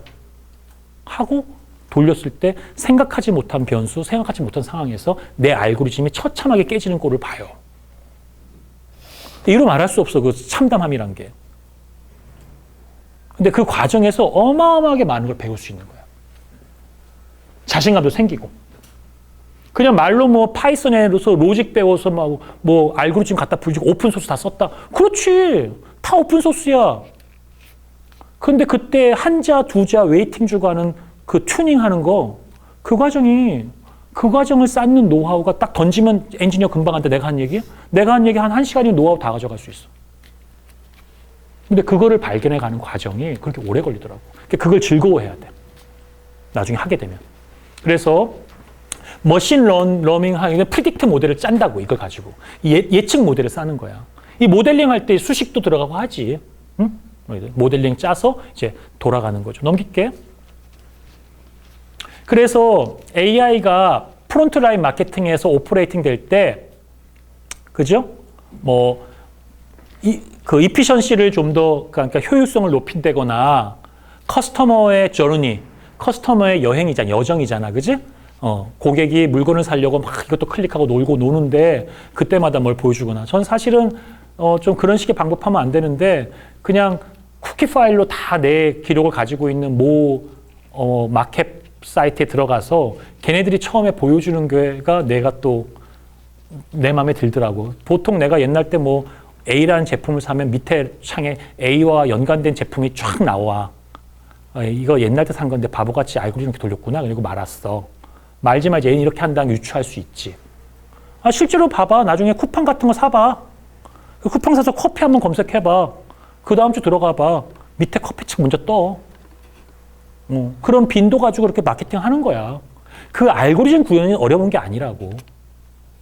그 아이템 베이스로 할 건지, 유저 베이스로 할 것인지, 레코멘데이션 어떻게 할 것인지. 응? 그 다음에 퍼스널, 개인화되어진 것을 인게이지먼트 강화시키고, 그지? 프로 액티비티, 그죠? 프로 액티비티 시키고, 그죠? 뭐 등등의 것들을 통해서 마케팅에 대해서 프론트에서 활동하는 거죠. 그러니까 여러분들 생각한 마케팅에 있어서 앞부분 뭐였을지 한번 생각해 보는 것도 좋겠습니다. 넘깁시다. 개인정보가 너무나 할 얘기가 많은데 제가 원래 개인정보 전공이거든요. 박사학위를 개인정보로 했어요. 근데 요즘엔 개인정보 잘 안 하는데 여튼간에 그냥 빠르게 넘어갈게요. 싱글 아웃, 특정 데이터가 개인에게 대응되는 게 싱글 아웃이고요. 링커블리티, 이게 개인과 개인을 연결해서 특정인을 알 수 있고요. 인퍼런스, 개인을 추론할 수 있어요. 그래서 뭐 40대이면서 뭐 서울 시내 산인대학의 컴퓨터 분야에 뭐 챌린저에서 우승한 교수, 이런 K 모 교수 하면은 난지 식별되거든. 그러니까 이건 하나하나는 다 비식별화된 거지. 근데 비식별화된 내용들이 다 붙어. 왜? 40대 비식별화야. 범주화 시키는 거거든. 이런 비식별화 기술 별거 아니에요. 내 나이를 뭉개는 거야. 범주화, 크게 범주화 시켜서. 응? 그 다음에 뭐 남자 여자면 남자 여자가 몇 천만 명의 절반인데 어떻게 찾아내니? 근데 그것들을 모아놓으면 나야. 재식별화 되죠. 그 다음에 비식별화란 이런 것들을 줘서 일부나 전부를 제거하는 과정이라 그런 거야. 알았지? 개인정보 굉장히 중요해요. 여러분들 뭐 할 때 개인정보 다 걸리잖아. 넘겨. 그래서 익명화와 가명화인데 최근에는 이제 가명화는 오케이, 익명화는 뭐 이렇게 생각하는 거야. 그래서 뭐 아까 봤을 때 익명화는 관련된 개인이 식별할 수 없게끔 특정 정보를 처리한 거고, 그죠? 가명화는 식별자를 가명으로 대체해서 개인과 연결성을 제거한 거죠. 그 싱글 아웃, but not linkable, 그죠? not inferable. 이해가죠? 앞에 걸 공부하면 금방 연결되는 거야, 이 내용이. 어렵지 않아. 그런데 솔직히 얘기할게. 가명화와 익명화 시켜놓으면 데이터를 분석하는 입장에서 그냥 줘도 하기 힘든데 현장에서 솔직히 그냥 좋으면 쉽게 하는데 정말 하기가 힘들어지긴 해요. 왜냐하면 변수가 더 진짜 복잡한 변수가 생긴 거잖아. 식별할 수 없는 변수가 생기니까 학습 데이터 쌓기도 힘들고 등등등. 넘길게요. 식별화 방법은 임의화 시키거나 노이즈를 추가해버려. 예를 들어 볼게. 내가 이제 예를 들어서 60kg다 또는 70kg다 했을 때 다 플러스 10을 더하는 거야. 그럼 나 80kg, 90kg지. 이해가요? 그렇게 시켜버리는 거야. 또는 뭐 170은 파란색으로, 180은 노란색이야. 그럼 파란과 노랑의 의미를 모르겠죠. 응? 또 일부러 데이터의 일부를 다른 주체와 연결해버려. 노이즈를 주는 거야. 그래서 이제 식별할 수 없도록. 그다음에 일반화, 싱글 아웃은 예를 들어서 광명이라는 도시를 지우고 경기도로 바꾸고, 또 29살을 뭐라 그래요? 25세와 35세 사이. 그럼 이제 맞추기 어렵겠죠. 그 다음에 이제 L 다이버시티를 줘갖고 모든 속성에 다른 값을 줘버려. 속성 값이 있잖아. 프로퍼티가 있거든. 이 학생은 뭐 나이가 어떻게 된다, 뭐 여러 가지 있겠지. 그거를 이제 그다음에 뭐 클로스니스, 초기 분포와 유사하게 넘길게요. 이거 옛날 때 제가 뭐 NGO 활동 같은 거 이런 거 할 때 비식별화 문제에 대해서 토의했던 내용인데 뭐 하여튼 뭐 그랬어요. 넘길게요. 그 다음에 제가 이것 때문에 되게 힘들었었어요. 미국 가가지고 하버드 대학교에 가서 라타나 수이시 교수 연구팀을 만나서 내가 논문을 발표했거든요. 왜 그랬냐면 이 교수를 만났는데 이 교수가 나한테 논문을 보내주는 거야. 그 하버드 대학교에 가서 패클리티 교수 식당 가서 식사를 뷔페 같은 데서 좋은 데를 사주시더라고요. 근데 미국 교수들 진짜 신기해. 만나자면 말하기 무서워. 지 논문을 10개씩 보내. 내일 만나는데. 막 일주일 전에 만나는데. 만나주는 게 고맙잖아, 그래도. 한국에 나 조그마한 교수니까. 그지? 뭐, 국수주의적으로 뭐, 내가 너무 굽신거릴 필요는 없겠지만, 뭐, 그렇지. 근데 만나면 그래도 진지한 태도야. 근데 이 사람이 나한테 자기가 쓴 논문 갖고 와서 보자고 하더라고. 그때 내가 이 고려대학교 연구교수 있을 때였거든. 그랬더니 이제 이게 내가 국회에서 발표했더니 누가 이거를 기사를 낸 거야. 그래가지고, 그 당시에 국회에서 뒤집어진 거야. 그 국회의원들이 막 뭐라고 하니까. 그래야 그 논문을 이제 지들이 못 읽을까, 영어니까. 그 놈 지들이 못 읽을 거 아니야. 지들이 완전 번역을 해요. 번역을 다 뿌리고, 이제, 주민등록번호가 다 죽은 사람 건데 익명성을 해체해버리니까. 이게 누가 썼냐면 넘길게요. 이제 이건 버크만 센터에서 제가 사이버 클리닉 센터 방문해서 그때 이제 이 사람이랑 저작권 관련된 얘기한 거였고, 넘길게요. 이 사람이 그 라타냐 수이시 교수님이세요. 그래가지고 교수님 만나가지고 되게 인품조 정부학 하신 분이세요. 이분은 나 때문에 힘들었죠. 한국에서 갑자기 막 이메일 보내고 하니까. 그리고 나는 그것 때문에 정부 요인들한테 찍혀가지고 학교를 잘릴 뻔했어요. 진짜로. 잘리면 그만두려고 했어. 기분 나쁘더라고. 내가 가서 뭐 인터뷰가 뭐 잘못이라고. 국가를 위해서 내 생각을 얘기한 뿐인데 기자는 받아 쓴 거고. 그래서 무슨 일인지 뭘 이렇게 정부나 뭐 일에 반한 일을 하면은 좀 힘든 일이 생겨서 앞으로는 그런 하지 말아야지. 절대 그렇게 열심히 해야지라고 생각하는 게 정상인데 앞으로는 하지 말아야지. 난 그냥 나 나름대로 살아야지. 키사에서 모은 변호사라는 놈이 저 이메일이 왔는데 굉장히 기분 나쁘게 이메일이 온 적이 있었어요. 이 건. 그때 그거를 내가 저장하고 있었는데 너무 존심상해서 지웠어. 내가 그때 비정규직 교수니까 이놈이 나한테 뭐 너 찾는 되게 힘들었다. 무슨 넌 교수도 아닌 게 뭐 이런 식의 뉘앙스. 이게 아가들 어가 다르잖아. 그런 뉘앙스가 이렇게 묻어서 보내더라고. 그래서 이거를 내가 발표한 거랑 교수가 정규직인지 아닌지가 무슨 차이인가. 이 새끼는 뭐지? 뭐 이런 생각을 했어요. 죄송합니다. 욕을 해서. 근데 그런 사회가 보이지 않게 사람들에게 굉장히 언짢게 하는 게 좀 있어요. 불쾌하게. 신분의 문제나 그런 걸로. 여튼 간에 신분의 문제가 전혀 자유로운 지금 상황에서는 교수도 별로 싫고 나라를 위해서 좋은 일을 하고 싶은 얘기를 할 생각이 별로 없다만 중요한 거는 우리 사회의 비식별화 문제가 정말 중요한 건 중요한 부분으로 존재하긴 해요. 근데 지금 이게 넘길게요. 이 사람이 나한테 보낸 논문이에요. 이렇게 쓴 거야. 이게 또 쓴 학생이 한국 학생이더라고. 한국 학생이야. 한국 학생이 이제 하버드에서 공부하는데 학부 학생이 주로 썼어요.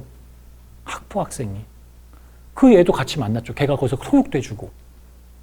참 외국의 교수를 만나러 가면 자기가 쓴 논문을 보고 얘기하니까 참 진지한 태도가 너무 좋고 배울 점 많고 그래서 외국 나가서 교수들 만나고 이렇게 만나고 하는 삶을 살고 싶기도 하고 나가면서 자유롭기도 하고 한데 이제 선생님과 이렇게 이야기 나누면서 자기 논문도 좀 보고 논의할 수 있는 기회가 있어서 이때 만나기로 했던 거죠. 그래서 여기 갔을 때 제가 그때 그 나라 거기에 있는 자전거를 이용했어요. 보스턴에. 그 나라의 자전거 이용이 되게 합리적으로 잘 돼 있어요. 내가 그걸 되게 보고 왔는데 그 이후에 왔더니 우리나라에 자전거 공유라고 지금 허접하게 옛날 때 좀 하더라고. 처음에 우리나라가 좀 흉내내서. 근데 그런 걸 충분히 벤치마킹을 못한 느낌이 있더라고요. 네, 보니까 그냥 이렇게 남이 하면 그냥 따라서 그냥 업자불러다 하는 거야. 영혼 없이. 그러니까 하는 게 대부분 실패야. 그리고 그걸 의사결정 내리는 사람들이 내 나이 또래만 돼도 현장에서 에어비앤비를 제대로 이용해보거나 처음 시작했을 때 위험할 때 우버를 이용해보거나 자전거를 타보거나 지금은 킥보드 타잖아. 킥보드. 그런 걸 타보고 의사결정 내리는 놈들이 하나도 없어. 다 해봐야 된다고 생각하진 않지만 그렇게 노력을 좀 해보고 경험해봐야 돼. 이 기술들에 대한 이해는. 내가 킥보드를 보니까 생각하는 거야. 강남에만 지금 하고 있더라고, 그게. 그 주행거리당 1,000원인가 그렇더라고. 5분에 1,000원인가 그래. 버스보다 좀 비싸다 이런 생각했어. 한 번도 안 타봤어, 아직. 내가 바람을 가르면 저걸 탈 수 있을까? 자빠지진 않을까? 헬멧을 쓰라 하는데. 그 외국에서 하던 거잖아. 이해 가요? 저걸 한번 들고 집에다 가져가면 얘들이 찾아올까? 도둑으로? GPS를 어떻게 추적할까? 나 이런 관심이 있다고. 진짜로. 그건 보안은 어떻게 하고 있을까? 그러니까 여러분들이 의사결정을 내리는 사람이면 그런 것들이 분명히 보행자길을 횡방하고 사고가 나면 무슨 문제가 생기냐면 법으로 금지할 거란 말이야. 지는 한 번도 안 타보고 관심도 없고 한 놈인데 언론에서 터뜨리니까. 그런 식으로 정책이 기술을 서포팅하거나 기술을 막거나 자꾸 뒤통수를 때리면 안 그래도 나라가 발전이 안 되는데 뭐가 될 수가 어려운 거야. 근데 하여튼 개인정보 보호도 이런 문제가 굉장히 존재하는데 넘길게요. 개인정보를 공부한다는 사람들이 이렇게 논문이 나오고 다 깨는데 우리나라에 보안하는 사람 이런 거 안 해요, 아무도. 이렇게 말하면 또 안 되겠다, 그지? 아주 많이 열심히 하시는데 잠깐 바쁘셔서 안 하셨던 거야. 응? 그러나 이렇게 됐기 때문에 그냥 끝이야. 이게 걱정되니까 사람들이 그냥 하지 말자, 못하게 해, 그냥. 뭐 이런 식이 돼. 그러면 데이터를 또 못 써. 이런 거 이슈가 터지면 못하게 데이터 못 써. 그러면 어떤 사람이 되는 거야? 저는 그냥 딴지만 거는 사람이 되는 거지.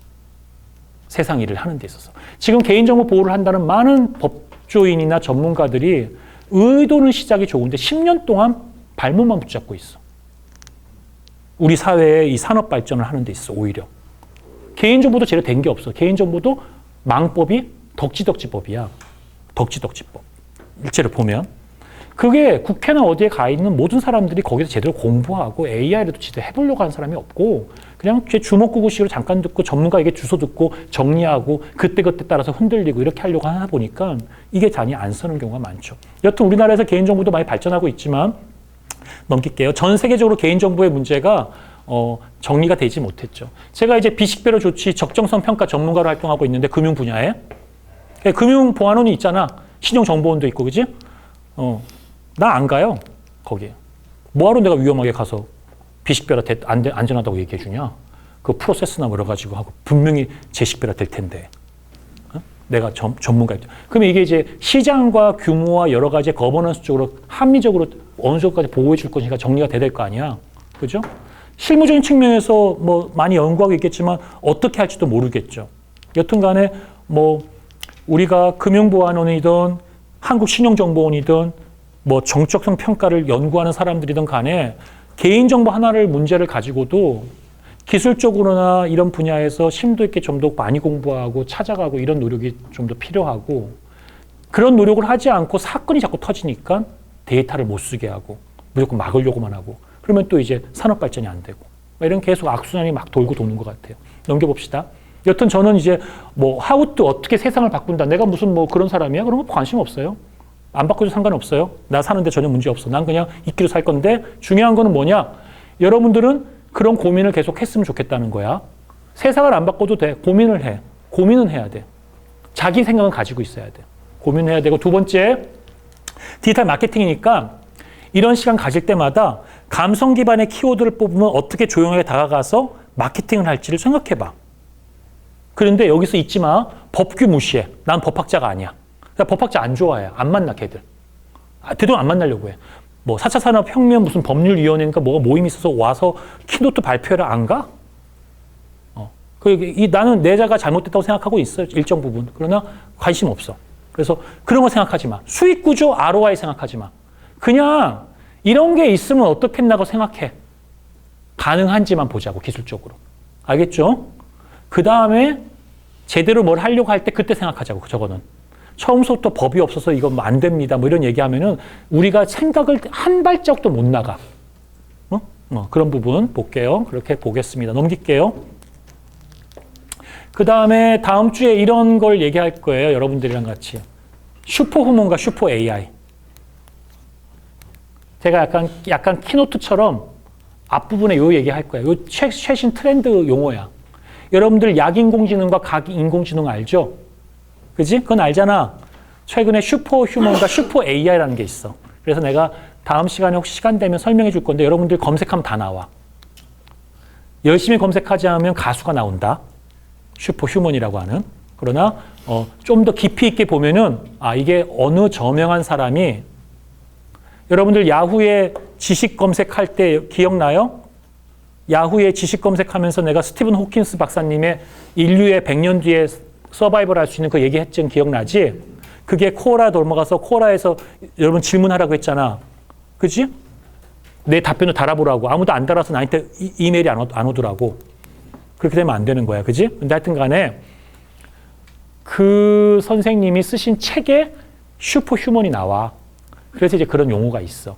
그 다음에 슈퍼 AI도 또 그런 저명한 사람이 의견을 주신 거야. 그 두 개를 매칭해서 미래에는 이런 가능성이 있지 않을까라는 얘기를 하는 거야. 한번 상상해 보자고. 오케이, 넘깁시다. 그래서 오늘 여기까지 했고요. 넘깁시다. 이거는 요 시간대에 앞에 학기 수업 들었던 학생들이 준 디지털 마케팅의 의미야. 그래서 디지털 마케팅이나 우리가 배우는 학문은 우리가 지금 만들어가는 거야. 만들어가는 거고 뜻이 있으면 우리가 다 같이 챕터 나눠서 책을 써도 디지털 마케팅의 개론서가 될 수 있다고 생각해. 절대 그래. 특히 그게 자신 없으면 미래 에셋이라고 하는 곳에서 금융업에서 다루는 디지털 마케팅으로 할 수도 있어. 예를 들면 그러니까 우리가 공부하고 지금 나아가는 이 길들에 대해서 자부심을 가지셨으면 좋겠고 앞에 반에서 했던 디지털 마케팅 일반적인 생각들에 대해서 한번 상상해 보시고 우리가 쓴 것도 비교해 보시고 해서 다음 주에 만나도록 하겠습니다. 수고했습니다.